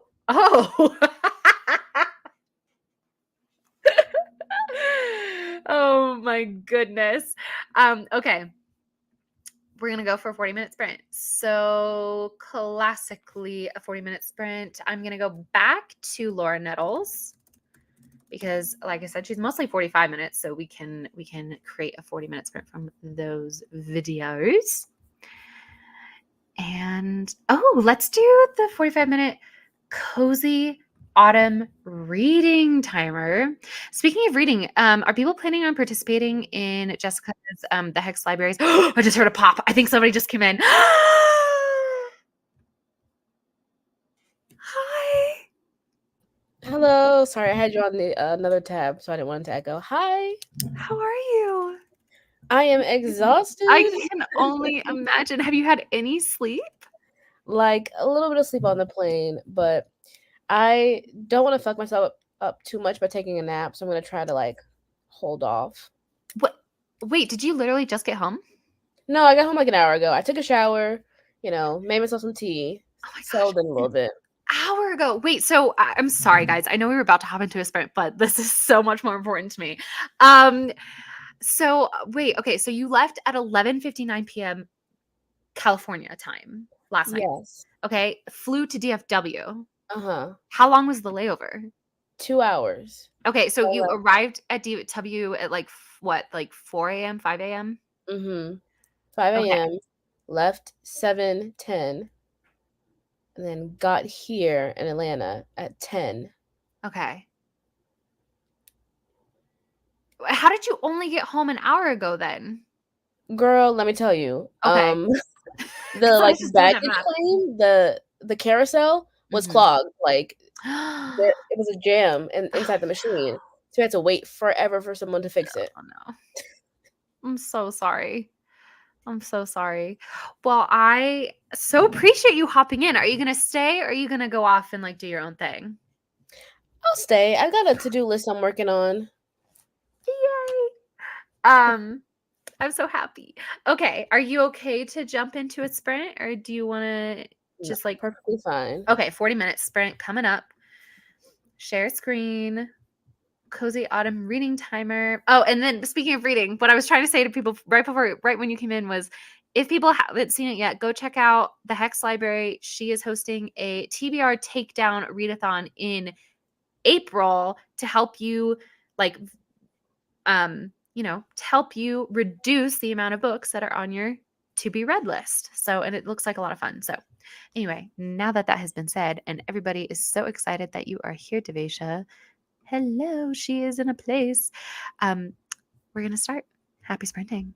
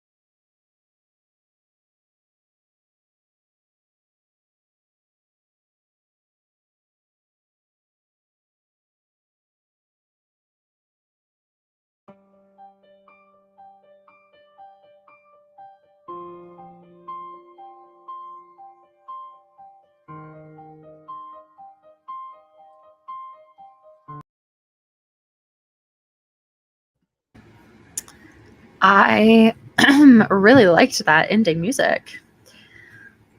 It was nice. Yeah. How'd that sprint go? How are you feeling? Oh, drained.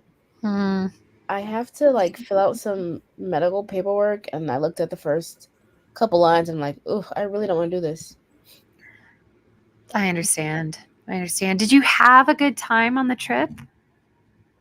Yes, I did. I had an amazing time. Oh, can you like give us any anecdotes? Or are you just like you're just here to vibe, not to remember? Oh, I'm just here to vibe. Totally. I'll Totally. let you know if I remember anything, but like my brain Yeah, is so shot. absolutely understand.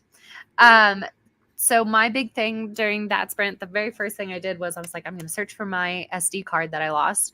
I found a card, not the one I lost though. So again, I'm increasingly convinced that someone out there has. I hope they just wiped the memory, but they've got clips of me for that. Probably go back several years. So Mm. it's like that time that I was filming the John Keats video and I was trying to transfer the footage I was taking on And my you phone. airdropped to somebody No, else. no, no. This what happened. This what happened. Okay. So I couldn't get my phone and my computer on the same Wi-Fi. So I didn't have AirDrop as an option. So I was texting the clips to myself, right? And yeah, I was just dealing with the compressed footage and like whatever. I was getting my own phone number wrong, but I wasn't Mhm. realizing that because once you send a text on Apple Messages, like it is listed in the text that you've sent. So I was still able to access the clip and download it from my onto my computer because my computer messages app was like acknowledging that I had sent this thing. And so, but it was in my chat history, right? With this person who had one number off of my phone number. So, after about 2 or 3 clips, they finally responded. They're like, "Hey, I think you got the wrong number." Oh my gosh.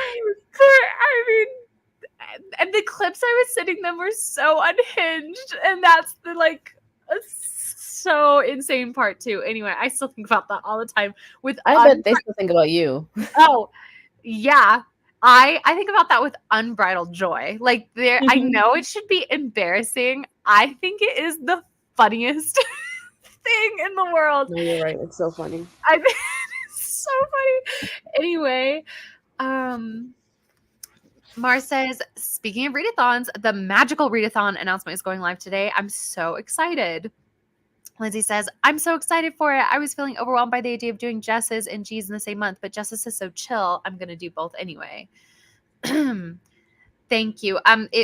This card, this SD card was in my electronics box. So I'm glad I had a spare. I didn't realize I had a spare.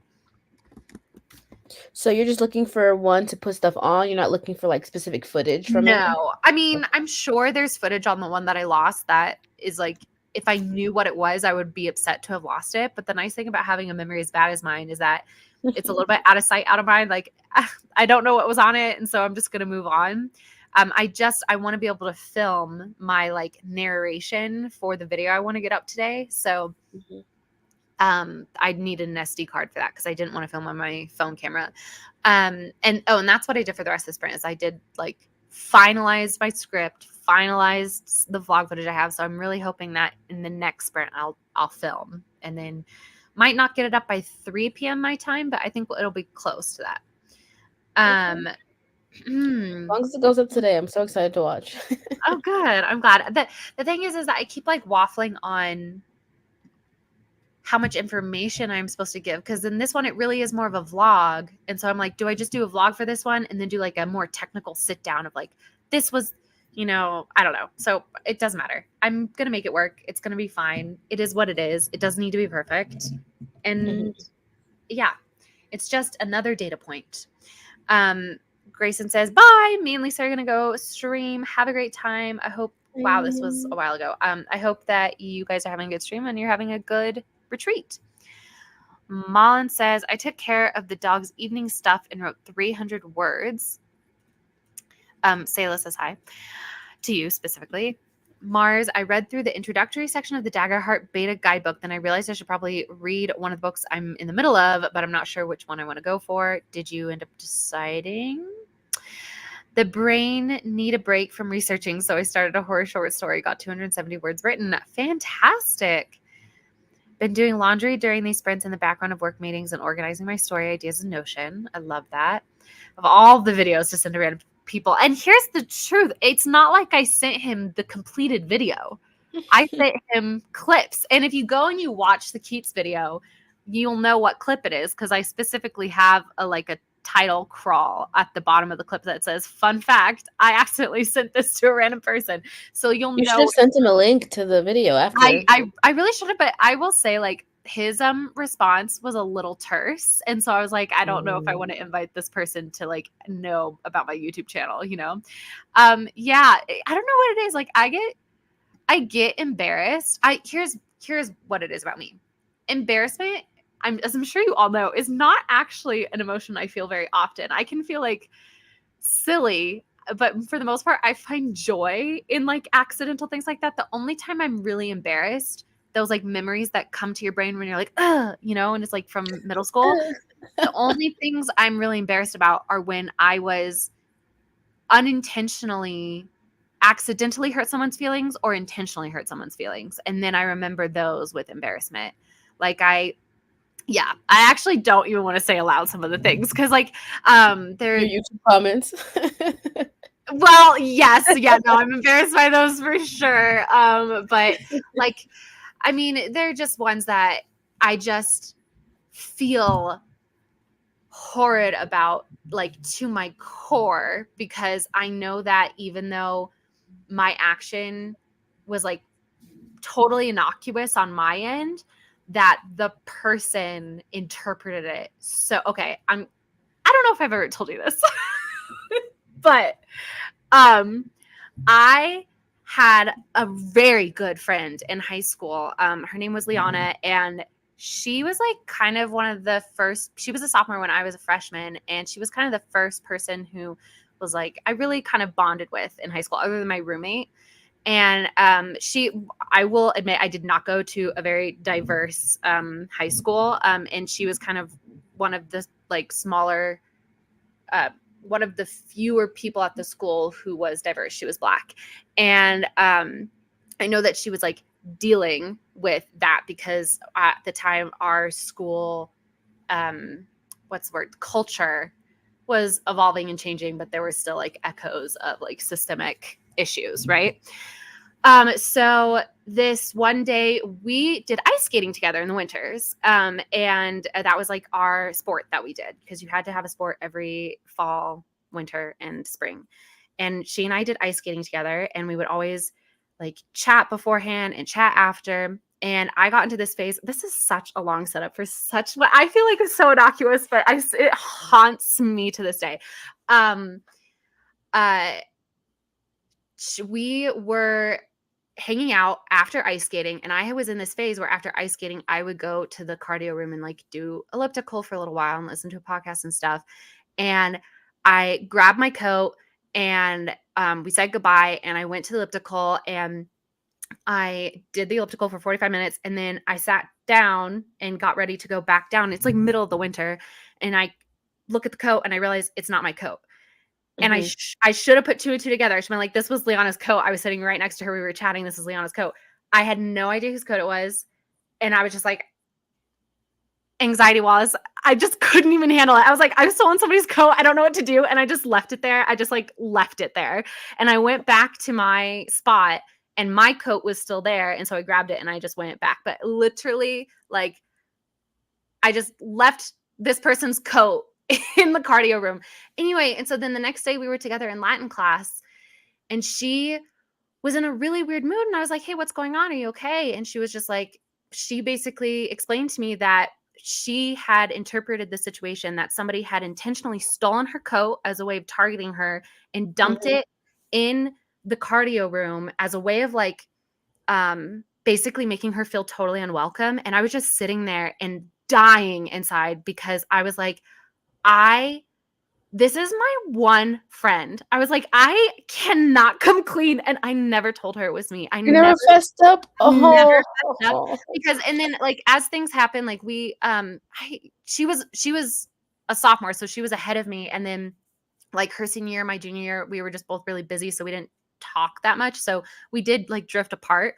But yeah, I never fessed up. And that still haunts me that like I unintentionally added to her experience of feeling isolated at our school and feeling like Oh. targeted at our school. That haunts me. Anyway, that was such a personal short story. Did you not check the pockets of the coat? Like, When I tell you, I remember the brain panic I felt of being like, this is not my coat. And like, you know, you're 14 years old and not a good problem solver. And I just was like, bye. I can't even deal with you. What, you know what I should have done? That take it building. lost and found. Girl. Exactly. Our field house had a lost and found. I should have taken it to the lost and found. Like,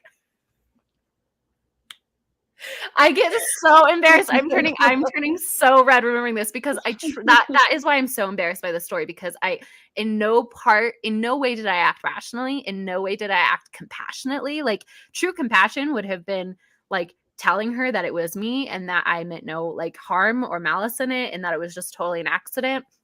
But I acted so selfishly because I was worried that she wouldn't believe me, and so like it would like ruin our friendship and she would stop talking to me, and this like one person who was talking to me wouldn't talk to me anymore. Like, it was a totally selfish act on my part. But yeah, no, that is a memory that haunts me. Wow. Haunts me. I guess yeah, you're 14. Your brain isn't done cooking. You know, have common sense. Like, common sense would have said, at least take it back to where you got it from. I know. Especially because I went back there anyway to get my coat, right? Like, I just don't, you know, obviously the person whose coat it was going to retrace their steps too. I just can't. There was zero logic. Anyway, everybody's talking about the sending the video clip again. That I was totally fine with that. Unless I like unintentionally really hurt their feelings. Like, maybe they love John Keats and I'm all out here being like, meh, meh, meh, meh. But anyway. Yeah. Surprise, surprise. She's one of the top. Oh my gosh. No, seriously. If I could ever, I mean, like I say that like, oh, if I could ever let her know, I would. There was a time, it was like 10 years after it happened. Like, I was 24 years old and I was like, I should reach out to her. I should reach out to her on Facebook and just be like, hey, I don't know if this is something you think about. I think about this all the time and I want to come clean. But she either changed her name on Facebook or something was going on and I didn't know for sure what her profile was. And also she was just going through some like really intense stuff. And again, it was total cowardice. And I was just like, and then at a certain point, you're like, why bring up old wounds just to make yourself feel better? Versus, I don't know. I still like, I'm so embarrassed by this whole thing. Oh my gosh. Anyway, yeah, more Wallace lore. Sorry, guys. Just bring it back to the spot you took it from. Exactly. Like, right? Couldn't have been intelligent for 1 second. Wallace lore is always so interesting because we have lived such vastly different lives. But at the same time, I feel like we've lived very similar lives, Mars, because we're both here in this moment, right? I mean, right? Do you see what I'm saying? Like, despite the fact that we live vastly different lives, you and I are talking to each other, and we have been talking to each other for 4 years, right? I don't know. Something to think about. You were so tiny, though. I'm sure you learned from it. I feel like, and Devesha, you can correct me if I'm wrong here, but I feel like I do fess up now. Like, when I've done something wrong, I feel like I fess up. But yeah, panic can definitely shut down logic. We're both in place. I am turning 30 in May. So you may ask how old I am now. I'm 29. Anyway. Woof. Wow. That was one of those things where I was like, I'm taking this to my grave, and then randomly catch me on a random Tuesday in March, just blurting it out loud to like a whole room of people. Awesome. That is true. It was literally half my life ago. That's a great way of looking at it. That's a great. Yeah. As an Aquarius, I will fess up immediately if I did something wrong, but will refuse to admit defeat if I said something wrong. Like, that's just how we be. Okay, I think the distinction here is So Marlon did. is spreading misinformation and just being like, Yeah, "Oh, I'm confused. Like did versus said. Like, are you saying you like as in like if you were like, oh, Pluto was discovered in 1980, and someone was like, that is actually Ellen, that's not true. And you'd be like, nope, I am positive about this. Thank you very much. Yes, there's now welcome." there is video evidence, and you know what? That's okay.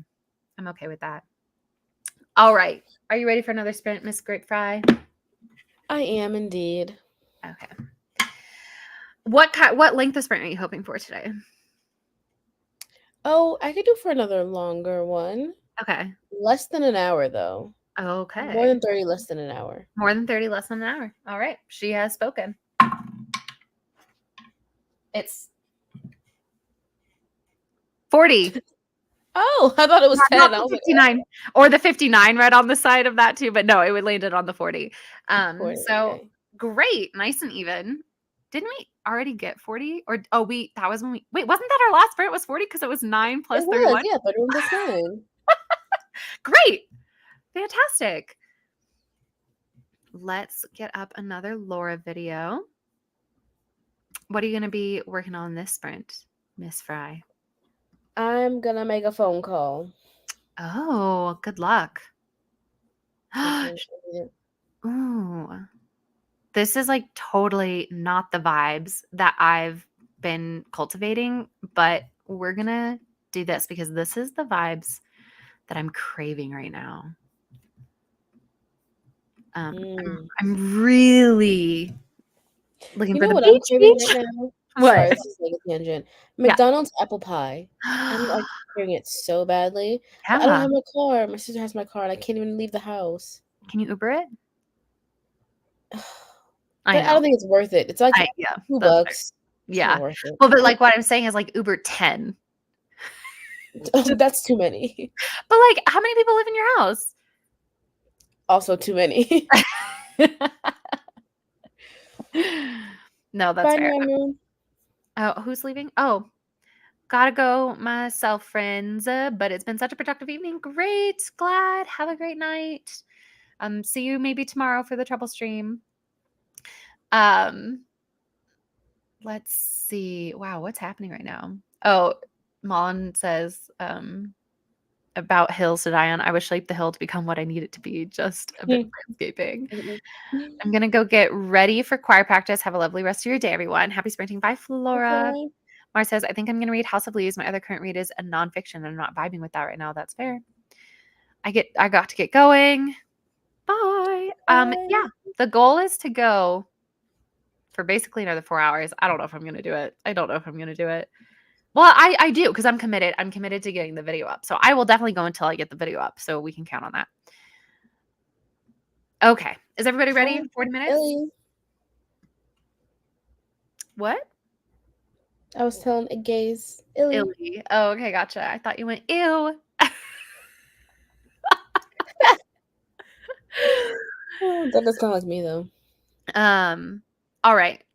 We ready? Mm-hmm.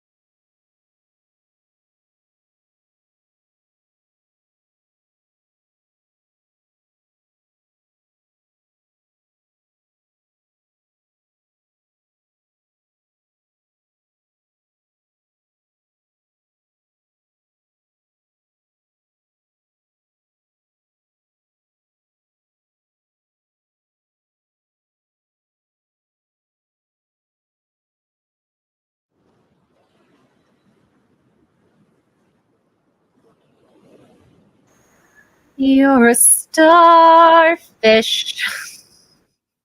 Stupid. All right.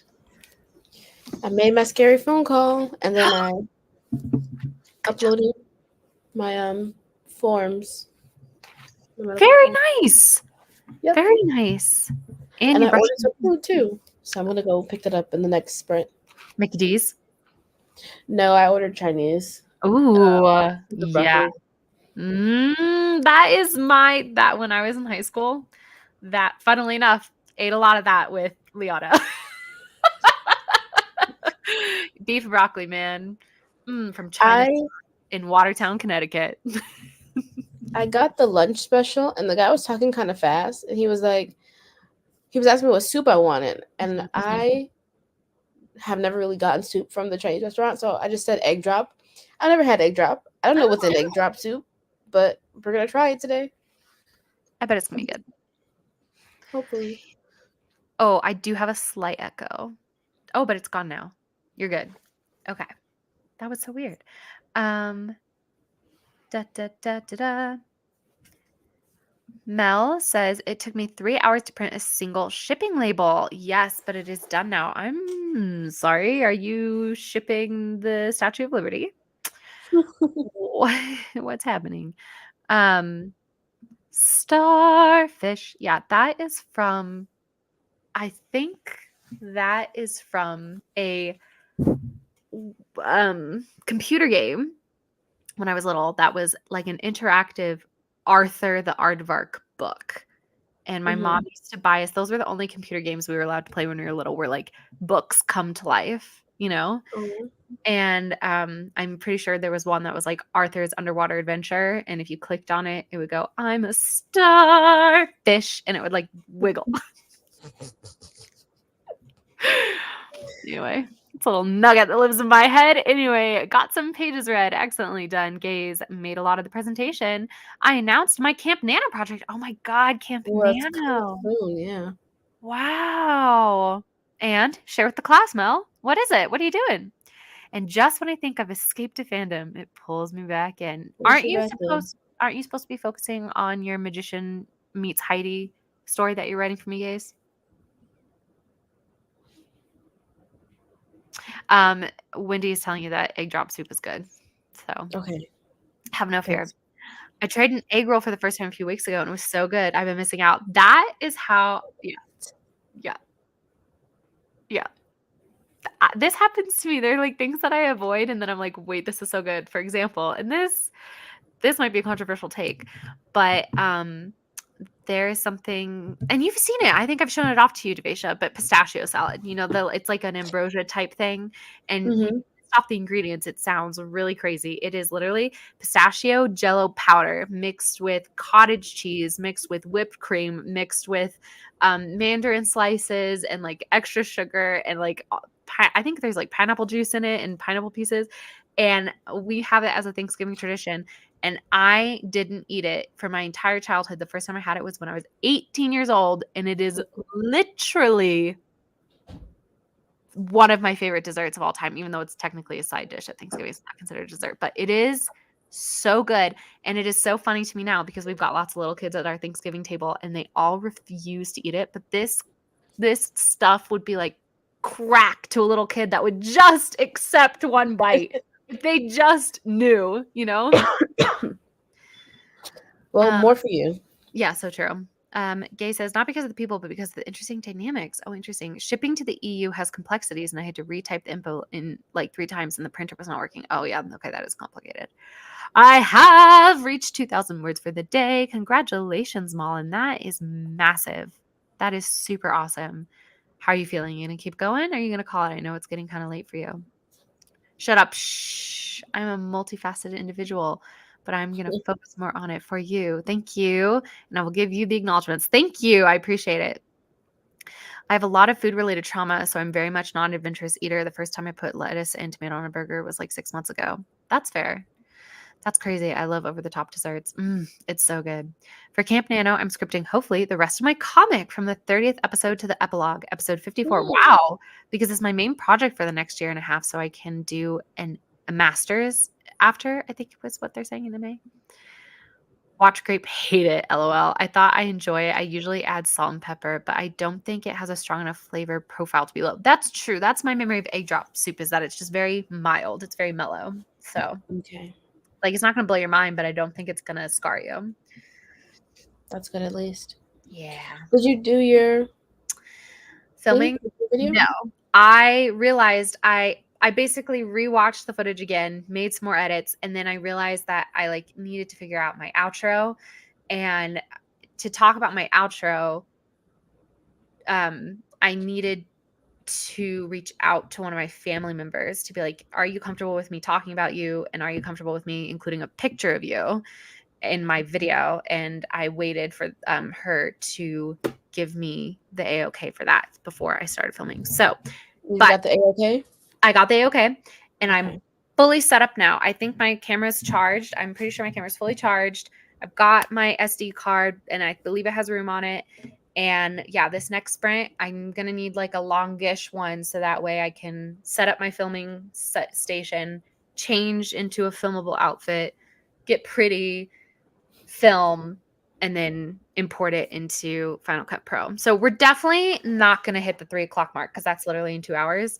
But I think I can like safely aim for 5, like 5 p.m. Mountain time. I can safely aim for that. So that's what we're gonna do. And that would be so perfect because I think that's literally would take us. Well, I said I was going to stream until I got the video uploaded, but I think if I really do that, I think this will go to 8 hours, if not more. So, perfect.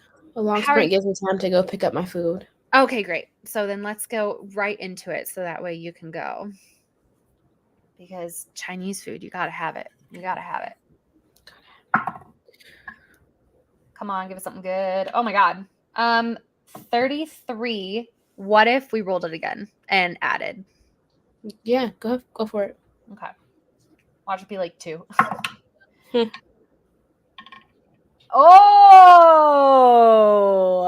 50 plus 33. Oh, that's an hour and 23 minutes, folks. How are we feeling? Do we feel like we just want to do 50? It's all up to you because you've got actual things to do. I know, but this is March Madness. Around. I know, but this is March Madness. This is just for the vibes. How do people feel? Do we just want to do the 50? Do we just want to take the second? Because 83 is so many minutes. 83 is so many minutes, but like, I mean, it's March Madness. Just do it. Right? Do it. Okay. Is there even an 83-minute timer that is from a channel I trust? That's the problem. Probably not. Yeah, right? 90-minute timer. 90-minute timer. What? Oh, I thought you found a 90-minute timer. I said, writing timer. I'm gonna just see if does anybody know if anybody in the AuthorTube community has a 90-minute timer? Lauren Nettles, come on. Violet made 2-hour timers for MCR last year. Apparently, it says Mars. Okay, writing Violet.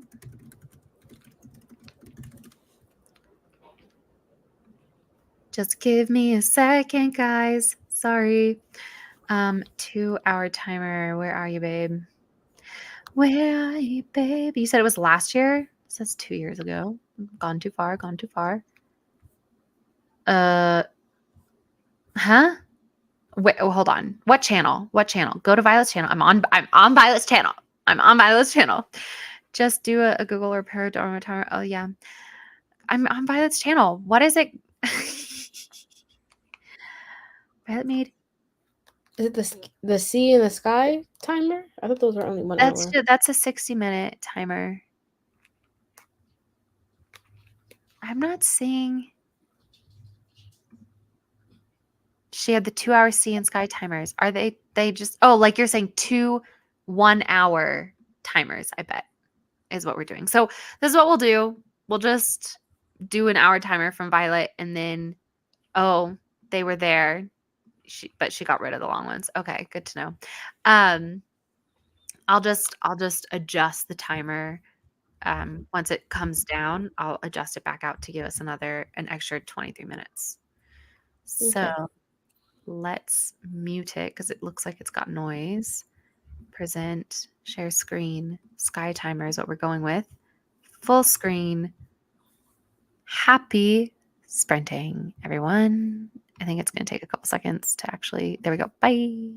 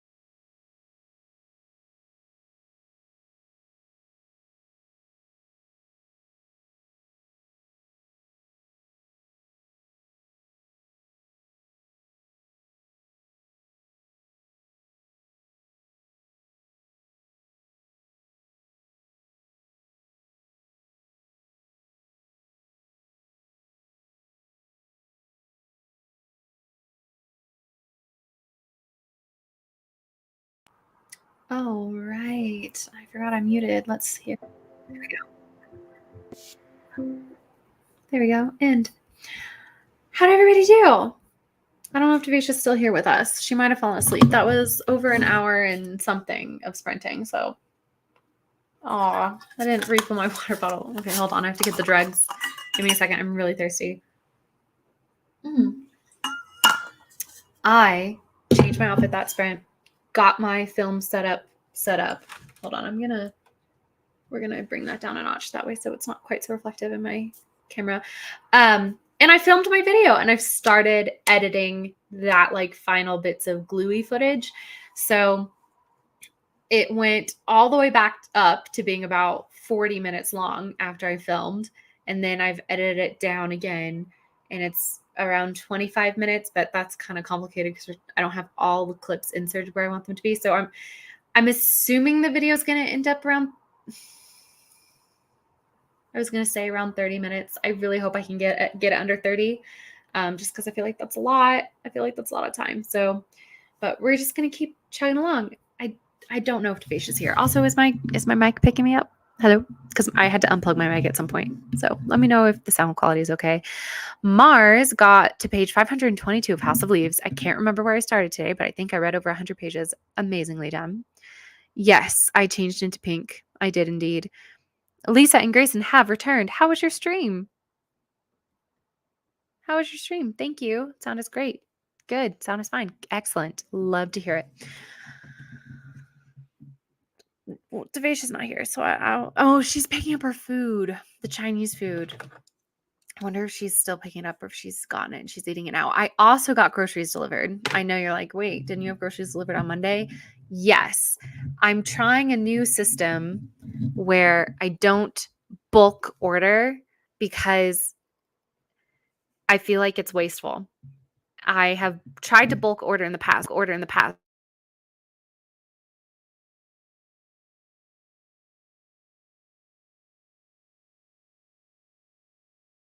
Wait, I think I just got muted. Shoot, hold on. I think I'm muted. Hold on. I don't know if it's back. Give me a second. Settings, audio, default, Yeti. Back. Testing. 1, 2, 3. 1, 2, 3. What a strange experience. I have no idea what did that. Okay, cool. Thanks, guys. You're the real ones for keeping me alert. Anyway, groceries. People really care about this, but I live by myself. So bulk ordering groceries, good in theory, bad in practice for me because I have a really bad ability of predicting my appetite levels. And so I'll like order all this food expecting, I'm going to, have to make it last 2 weeks. And then I like don't even get through half of it. So long story short, to reduce food waste, I am ordering food as I need it, right? Like on Monday, I ordered an avocado. I mean, I ordered lots of other stuff too, but like I ordered one avocado and I used up half of it. So today I'll probably eat the second half, which is why I then also placed another grocery order, which included another avocado. It feels a really roundabout way. I know also getting delivery is ridiculous, but I find I save money when I'm being very intentional ordering online versus when I'm just like, I love grocery shopping. It's like one of my favorite things to do, but I always go way crazy grocery shopping. So it's another way of not having food waste because I always overbuy when I am in person grocery shopping. Anyway, it's much clearer though. There's a delay. Weird. Hold on. Don't get scared, but hold on.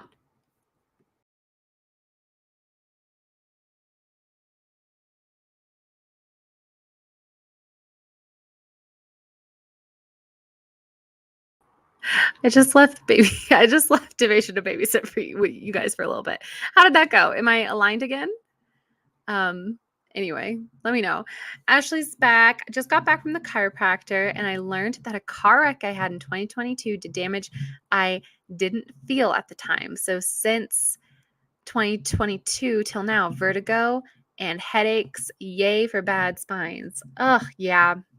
That like deceleration so quickly is, as you know, very, very bad for the body. And it does not surprise me that it, threw you out of alignment, even unbeknownst to you. Yeah. Okay, well, still.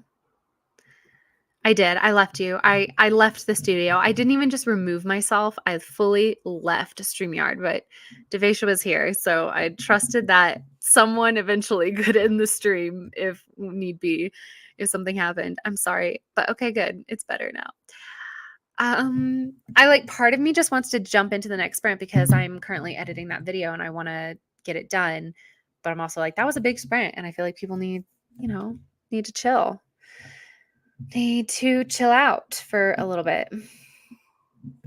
Callie says, I will buy meat in bulk to freeze, and dry goods I buy bulk. However, fresh veggies, I just buy what I need for the next meal or two. Yeah, that's what I'm trying to do.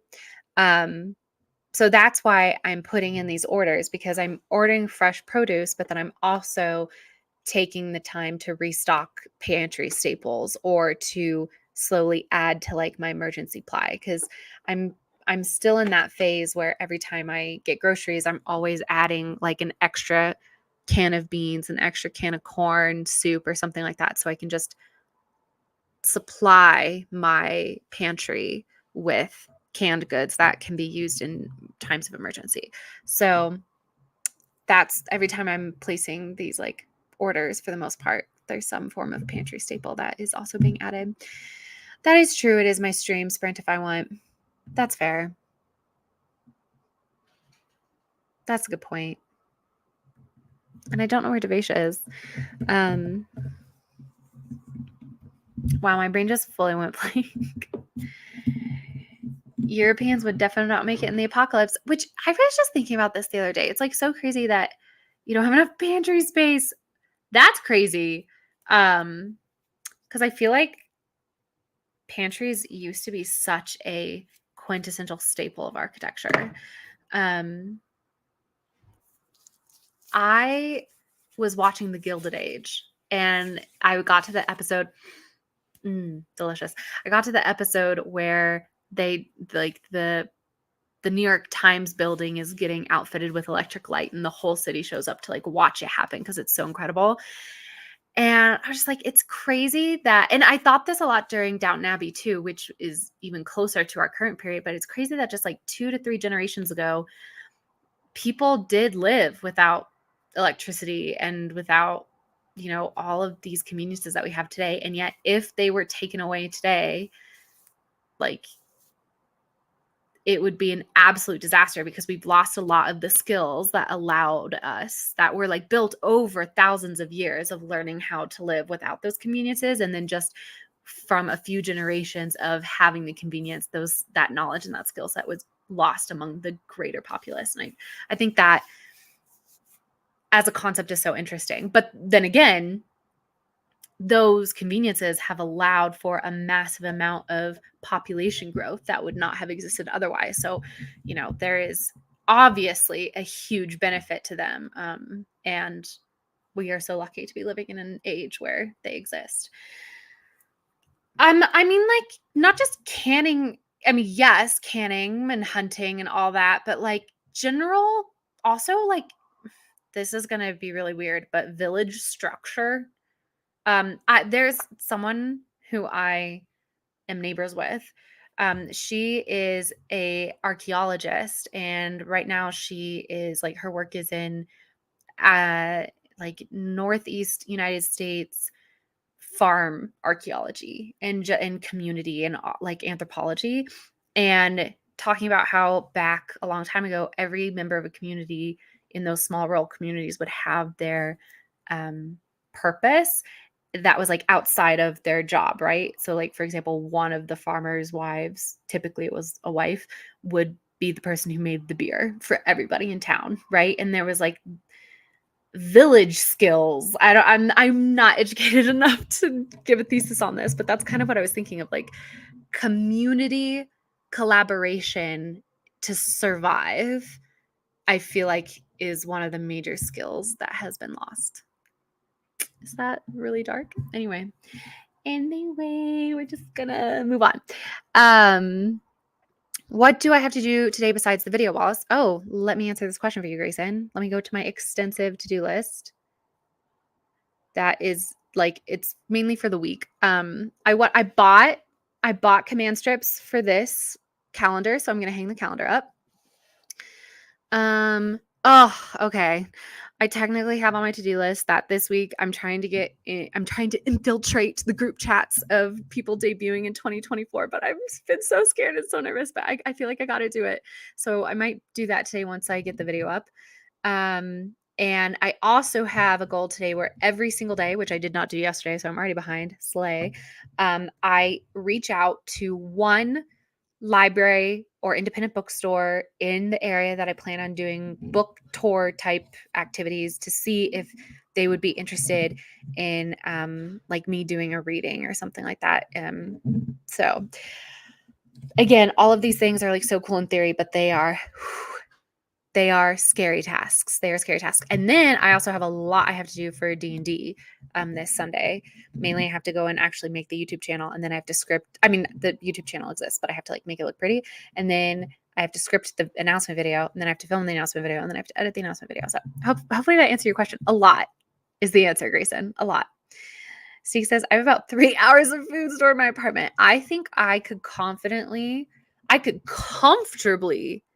like, the one thing I am missing is like ability to cook, right? So like if the power goes out and I lose like the ability to heat water and stuff, that's complicated. I am going to save up for like, those like camping heaters that you can use, and then I can just store those in my pantry for emergencies. But if I were to have that, then I could comfortably survive, I think, for like a full month based off of what I have in my pantry. And I think I could uncomfortably survive for maybe 2 months. Like on real rationing and then like really getting into the dregs of stuff. But that could be a vast overestimate.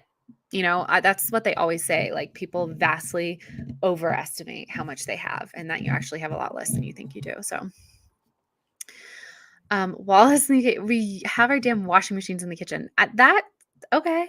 My bed is in my kitchen, Mullen. Like, what is your point? Like, I hate it. It's true. I can't even think by myself. I need ChatGPT.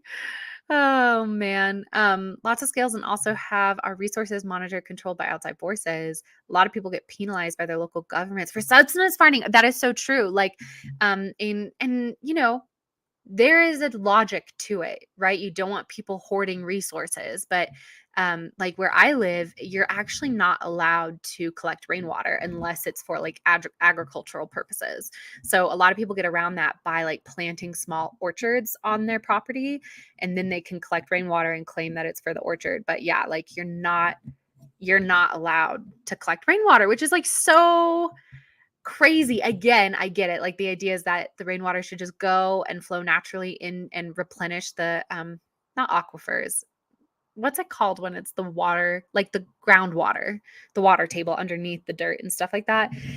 And then it can be distributed to like the entire public. And if you had people hoarding all the rainwater, then that would be a problem. But you see both sides. You see both sides because people are like, well, but we also want to be able to protect ourselves in emergency situations when the system fails. So maybe more in urban areas, less in rural spaces. My mom gardens veggies and will trade with other neighbors, friends for eggs or fruits, etc. But in a city, you have to get permits and such. Yeah.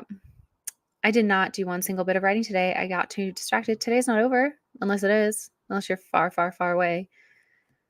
Mullen says, yeah, when I visit my uncle and aunt south of France house, they often drive around to swap their chicken eggs for local goat cheese, etc. I guess that still happens.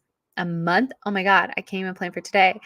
After watching the K-dramas, I'm tempted to buy loads of noodle packs. Look, guys. Yeah, I got a taste of piping during the pandemic. Look, guys, I mean, I know I've talked about this a bit, but and Steve knows deeply, intimately this, but your girly was really severely mentally ill last year, and specifically hyperfixated on the idea that the entire world was gonna go away. And so we are actively working against thought processes that lead us back down into that rabbit hole. But there are still little things little habits, and the adding a can or two to my grocery order so that way I can stock up my pantry in case of emergency. Anxiety is so tricky because you're like, oh well, but it's like I'm actually protecting like myself. I have all these gallons of water so that way, if there's a bad snowstorm, like like tonight, we're supposed to get or tomorrow night, like a foot of snow or something like that. And it could make the power go out. It could make it really hard to get food and get accessible services for a while. So it is important to have a supply of, fresh water and food and medical supplies on hand.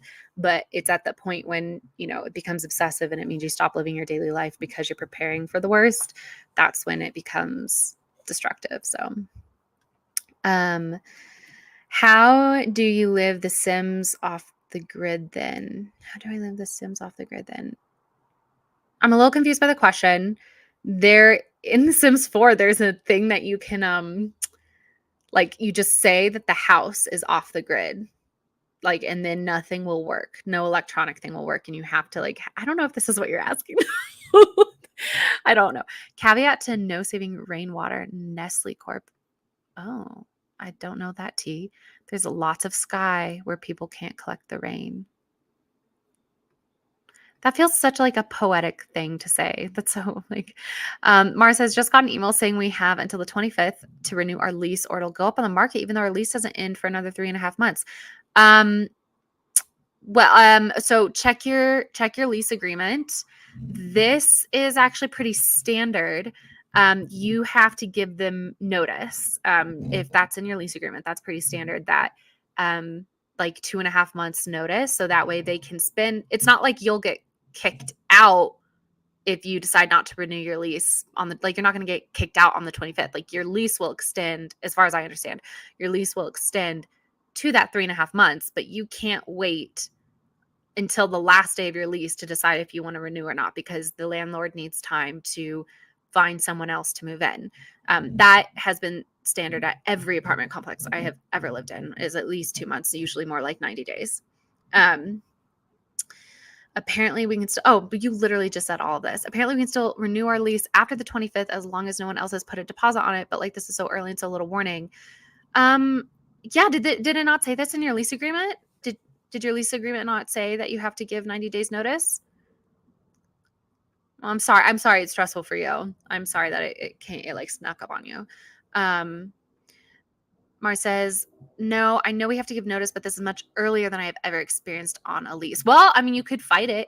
You could go into your lease. Hi, Steve. I see you're there. Give me a second. You could fight it. You can go into your lease, and if it says that you only have to give 60 days notice, you can just respond and be like, sorry, our lease agreement says 60 days notice. I want time to consider. And or you could try and use it to your advantage. You could be like, because they might be showing their hand a little bit. They might be really interested to know if you're going to resign. And so you could say, you could try, this probably won't work, but you could try and just be like, I'll commit to another year, but you have to give me a really good deal, and, try maybe prevent them from raising your rent or even maybe decreasing it. Probably not by much, probably not by more than $10 or something. But I've been able to do that with my rent before, where I was living in an apartment complex and they tried, I'm going to let you in, Steve, now. They tried to raise my rent, but they had listed an apartment that had basically the exact same view as mine, was the exact same floor plan. Everything was super similar. They listed an apartment currently on their website for I think it was $50 less than what I was currently paying. And then they tried to raise my rent. And I was like, actually, no, because of this. And I will leave. And so they actually gave me a discount on my rent. So for an entire year. So that was kind of a slay. I was really proud of myself in that moment. Wow. Good boss then. Yeah. Mullen says, in real life, the off the grid thing in The Sims where you collect rainwater if they don't allow you to. Yeah. Well, there are people who do it. There are people who just don't follow those rules. And at the end of the day, I don't think a ton of effort goes into enforcing those rules on the micro scale. I think if everybody started collecting rainwater, if everybody started, going against the status quo, then they'd crack down more on it. But for the most part, yeah, you get some you get some people who get like targeted by their local communities because they're not, behaving. But there are people who still do it, who will just collect rainwater even though they're not allowed to. And like you get the loopholes like planting an orchard and stuff like that. How are you doing today, Stieg? All the better now that I'm here with you. Oh gosh, you're gonna make me blush. What time is it where you are? 10? 21:36. Uh, 9:30. 9:30. Sorry, that took me a second. Sorry. Everybody's so happy you're here. Thought for a second both messages above were from the same person. I know that these two, you guys, someone needs to differentiate themselves here. The K's, the gray K's. Someone needs a profile pic. That's all I'm gonna say.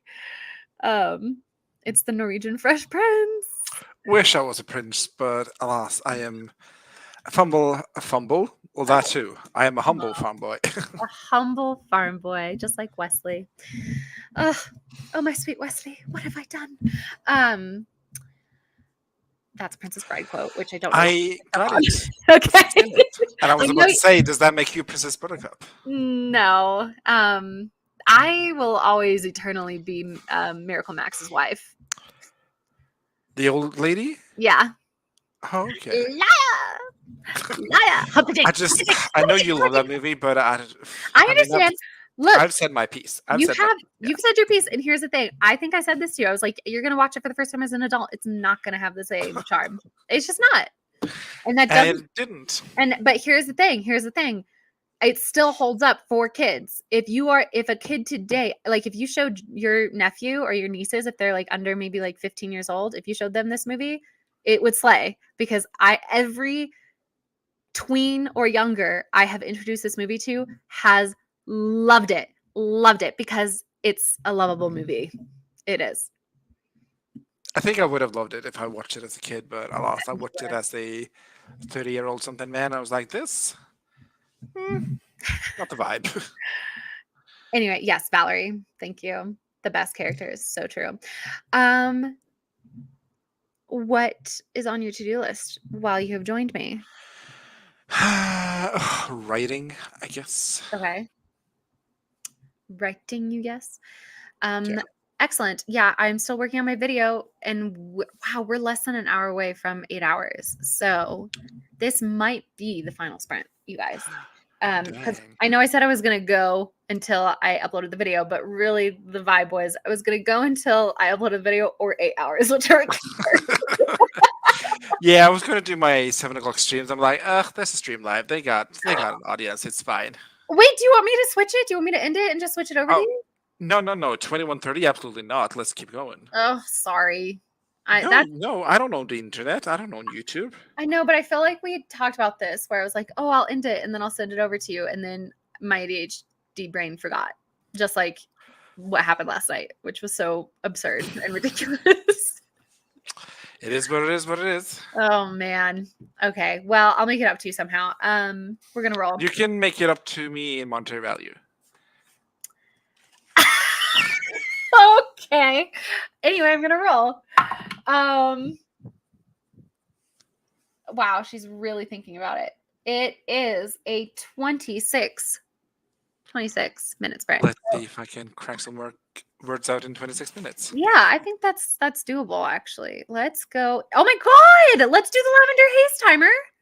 Literally Perfect. 26 minutes. Literally. Perfect.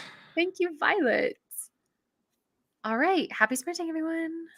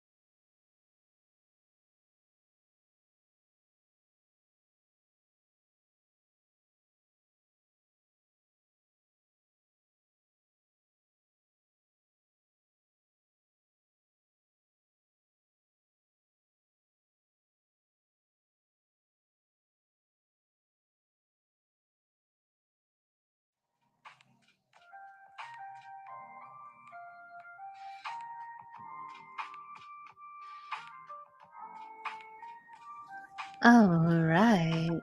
26-minute sprint. Stop sharing. 2 seconds from either Secret Devisha. Oh, maybe it's Devisha. Oh, both are Maybe muted. it was T. Hi. Hi. Hi. How was your Chinese? It was good. I haven't tried the soup. Okay. It smelled a little weird, so I'm hesitant. Okay. And then I bought some apple pies from McDonald's. Nice. Delicioso. Steve, how'd you do? I got 513 words, so I made it. Lovely. Oh. I edited the video that entire time. I'm getting close to the end of my first pass of incorporating the narration, which makes me think I feel like 5 p.m. is a mountain time, so 7 p.m. Eastern is a definitive goal for me at this point, because I think within the next 90 minutes, I can finish the full edit of the thing and then have another like 30 minutes for it to upload, process, get the thumbnail designed, etc., etc. So, Slay. Soleil, do we want to do a 90-minute sprint? No. No. Go for it. Oh. Holy Smoke goes rogue. Go rogue. Well, it's March Madness. I'm just working. Neither of you guys have commented on the brilliance of the thumbnail title combo today. I was channeling you both when, like, this is me. I never come up with stuff like this. I need my due credit. I love the effort. Thank you. Oh, that Me too, sounds it's like good. I love Not the you. effort. It's just. You know how Margot Robbie's now stopped doing movies for a couple of months because, like, oh, everybody's sick and tired of me, so I'm just going to take a break. Okay. I wish Ryan Gosling would take a break because I'm just so over it. Oh, I don't agree with you at all. I mean, that's your prerogative, I guess. But To be fair, I haven't seen Barbie, so haven't been. Well, it's not just Barbie, but then, like, the Oscar and now this Oscar, and it's just. It's a lot. Elaborate. It's just how I'm just Ken won the award, and just like you hear it everywhere, and that's like the big takeaway from Barbie is Ryan Gosling's number and not anything else.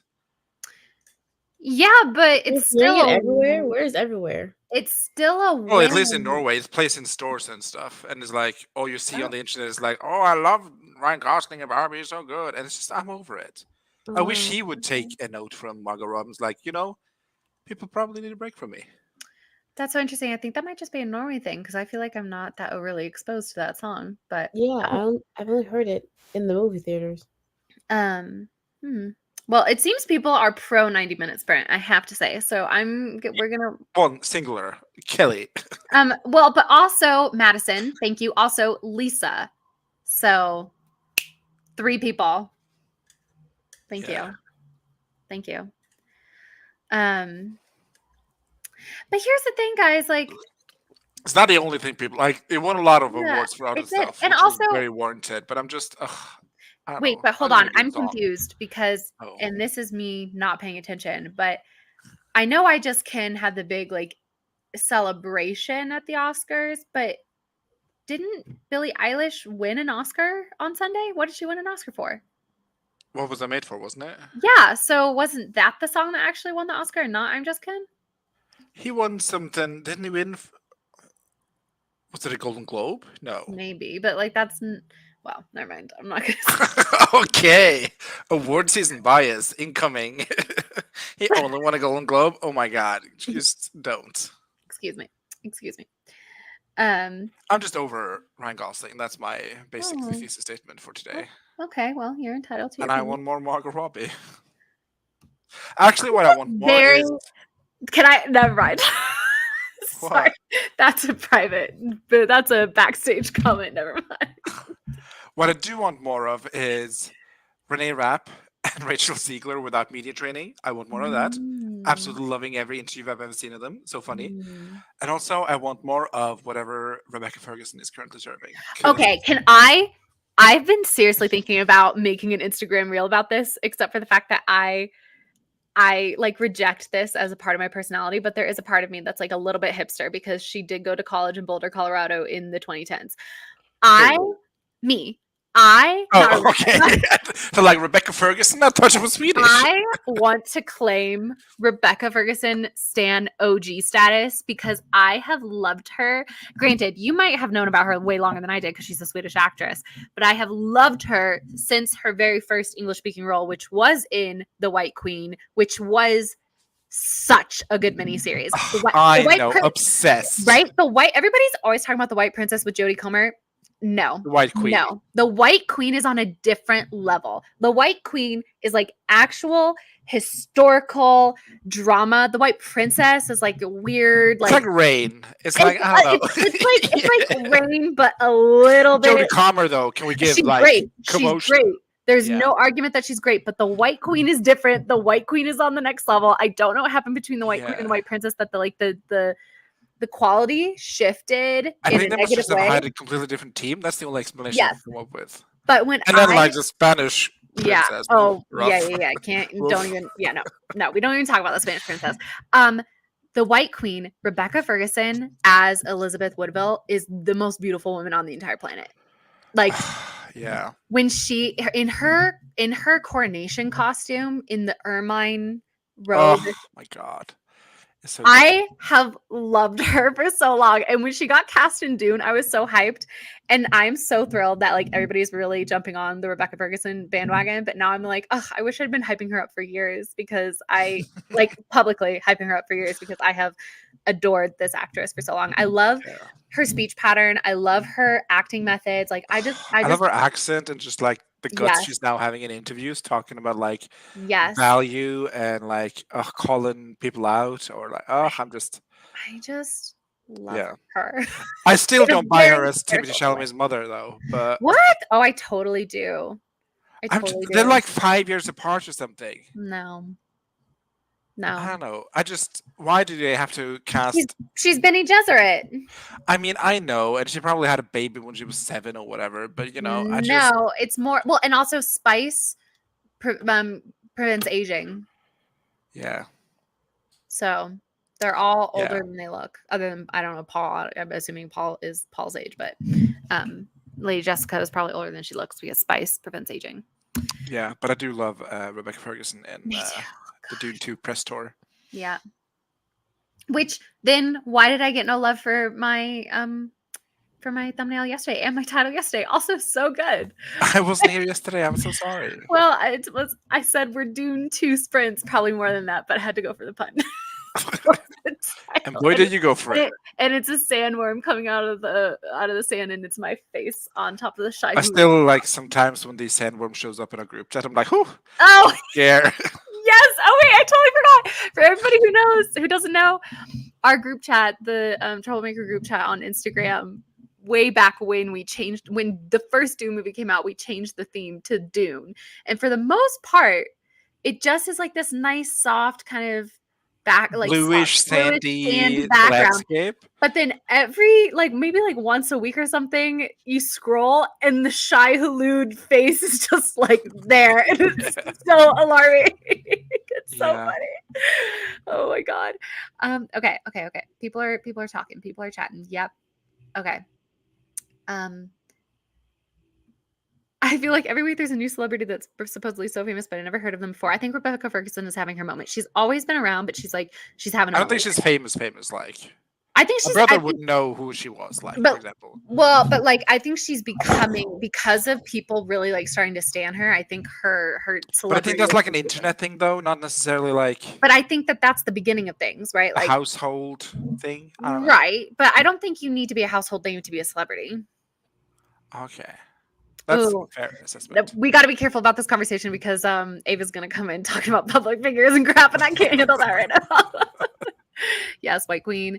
Don't remind me of Rain, even though the banter and bickering was awesome and funny. The opening scene of Rain, one of my favorite opening scenes to a show ever. Mhm, The rest of it, what a pile of burning Mhm. trash. Yeah. I'm torn on this with Dakota Johnson. I heard she's a bitch. Anyway, Oh, I'm sorry. I heard she's rude to staff. Anyway, I the reason I'm torn on this is because it's giving Robert Pattinson during Twilight press tour. And here's the thing though. I do think it's more nuanced. I think I understand Dakota's like strategy here is that she probably knew it was going to be a flop and was like, how do I kind of save my reputation? She kind of leaned in, rather than like doubling down. I feel like those are different. And I think the difference is that Robert Pattinson was doing the same thing where he was like making fun of this work that he and lots of other people were making, but that it actually was very special to a lot, like to the fan base, right? Whereas Madam Web, I don't know the size of the Madam Web fan base, but like it always just kind of like, I don't know. I have half-baked thoughts, not fully cooked thoughts about when people are on press tours and they're like openly mocking the work that they've just completed that they're trying to promote, because it is work that a lot of people put a lot of effort on, but also they deserve to be able to protect their own reputation. So I'm torn about her behavior with this. I can't lie. Yeah, one of my favorites is like in one of the interviews, she's like, "Yeah, now I know that this isn't for me." I'm like, "Oops." Yeah.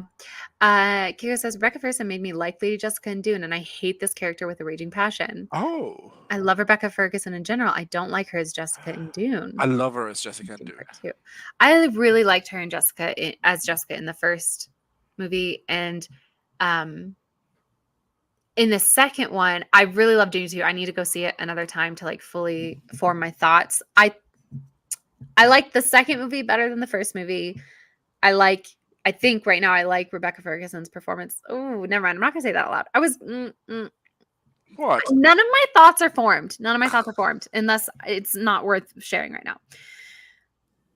I don't know if they filmed at the same time. She also complained Denis Villeneuve was making her character cry in D1, and I was like, oh, actually, then I'm annoyed at him because it just didn't feel like Jessica. That's fair. Like in the movie, even though she's this incredible Bene Gesserit, she in Dune 1, she's like very weepy. But Very solemn. But she also is like going through some really intense crap, like with the Gom Jabbar and Paul. Like she's actually legitimately afraid for her son's life in that moment. And I thought that was a great way of showcasing the Bene Gesserit prayer, of like the way that it's a mantra for her to calm down, and then the showcasing how you can tell Paul is also remembering his Bene Gesserit training from his mother. Like he even mouths the prayer lines the way that she's mouthing them as he's going through the pain box. And I thought that was a really great way, rather than having it be like internal narration like it was in a previous Dune movie, and it is in the book.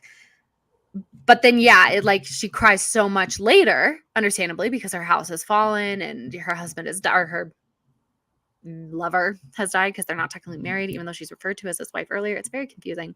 But she's technically just his concubine. Anyway, so then it does make it seem like she's very weepy during the whole movie, which, anyway. I am not gonna utter those words. Okay. We're just saying a lot of half-baked thoughts today. We really are. Look, we're almost 8 hours into the stream. It's allowed at this point, because the only people who are going to watch it ever are the people who are currently here. So it's fine. Sayla says, there's a line between sounding ungrateful and many things didn't come together as hoped. Malin says, the reason she's upset is she thought it was going to be Marvel, but it was Sony. Sydney Sweeney similarly made comments like that. Like she thought that too, so they probs lied to them. That'd be crazy. How close are we to the 8-hour mark, Wallace? We are 10 minutes and 45 seconds away from the 8-hour mark. But should we care if actors/actresses are ungrateful to giant studios who are so possessive of IP they will sacrifice a good story for it? I've not seen any of the press, so I'm talking shit here. My terms of like lack of gratitude are more about the invisible like workers on the show, right? The people like the script writers, the stunt coordinators, the PAs, the ADs, if there was like visual effects, special effects, I just feel like sometimes it's disrespectful to them. And that's where I'm seeing the nuance, right? Because I'm like, you all worked on this project together and you're the face of the project, and it's kind of on you to go out there and sell it to people.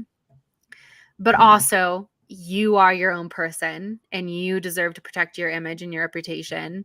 And so it's not about them being ungrateful to the big IP studios or to the big studios. It's about the collaborative effort of films. So I don't know. Mullen says, but in the book, in part 1, she's all action. Okay, what do we do about this? We keep moving, etc. Basically, she's a woman in crisis, and women take action. She's not weepy. That is fair. There's like that really good quote from, not Renee Zellweger, Reese Witherspoon, who she's like, she hated reading scripts written by men because in times of crisis, she would always read a woman being like, what should we do next? And she was like, when have you ever known a woman in a crisis to turn to a man and ask, what should we do next? You know? So, Never. Lisa, I understand you watch the replays. Do you 8 hours? I feel like no. I feel like not even you are that committed. And I'm happy that you're not. Let me make that very clear. That's not a challenge. Devasia, did you just get abducted? Did you? No. What was that? Instagram It was message. the Tennis Live app. Are you sleeping? No, I'm awake. Oh, sorry. It just sounded like I woke you up. You were like, no. Sorry. I wasn't sure. Mullen says, I mean, the movie is a flop and lots more people are off to see it because of the shit press she's doing because it made them curious. That is true. That is true. Sony is still Marvel, but just not Disney. Marvel. Spider-Man, Tom Holland is the only overlap at the moment. She might be helping. That is true. Okay. I mean, she skips through the sprints. That's fair. Hypothetically, yes, girl. Those were the Sims abduction noises. Alien abduction. Just watched The Rain opening again. Anyone remember the Tudor series opening? I loved the Tudor series like title card. I have that on my iPod. That sound, my iPod. What? I have that in my Apple Music. That piece of music is the title to the Tudors. So we're 8 minutes away from 8 hours. We could do a 90-minute sprint and see if I can get this video done and then call it and go for 9.5 hour streaming. I'm just gonna call it whenever we go into new sprint because I'm off to bed. Okay, Devasia, what's the vibe? The vibe is, I don't know, girl. Okay, fine. Then you know what? I'm gonna say we did it. We made it 8 hours roughly. And Mars is begging me not to do this or begging me to do this. You're not Just like, being, girl, not being please. clear. You're not being clear. Oh, have mercy. Okay. I think most people would go off. So we're gonna head off. I am gonna keep working though because I want to get this video uploaded in about 3 hours. Wander on down to the Wallissimo channel and see if there's a new video up. Or just put on notifications like any good Christian. Oh, yeah. You're much better at this than I am, Stieg. Okay. Thanks for joining me, you two. And thanks for joining me, everybody in the chat.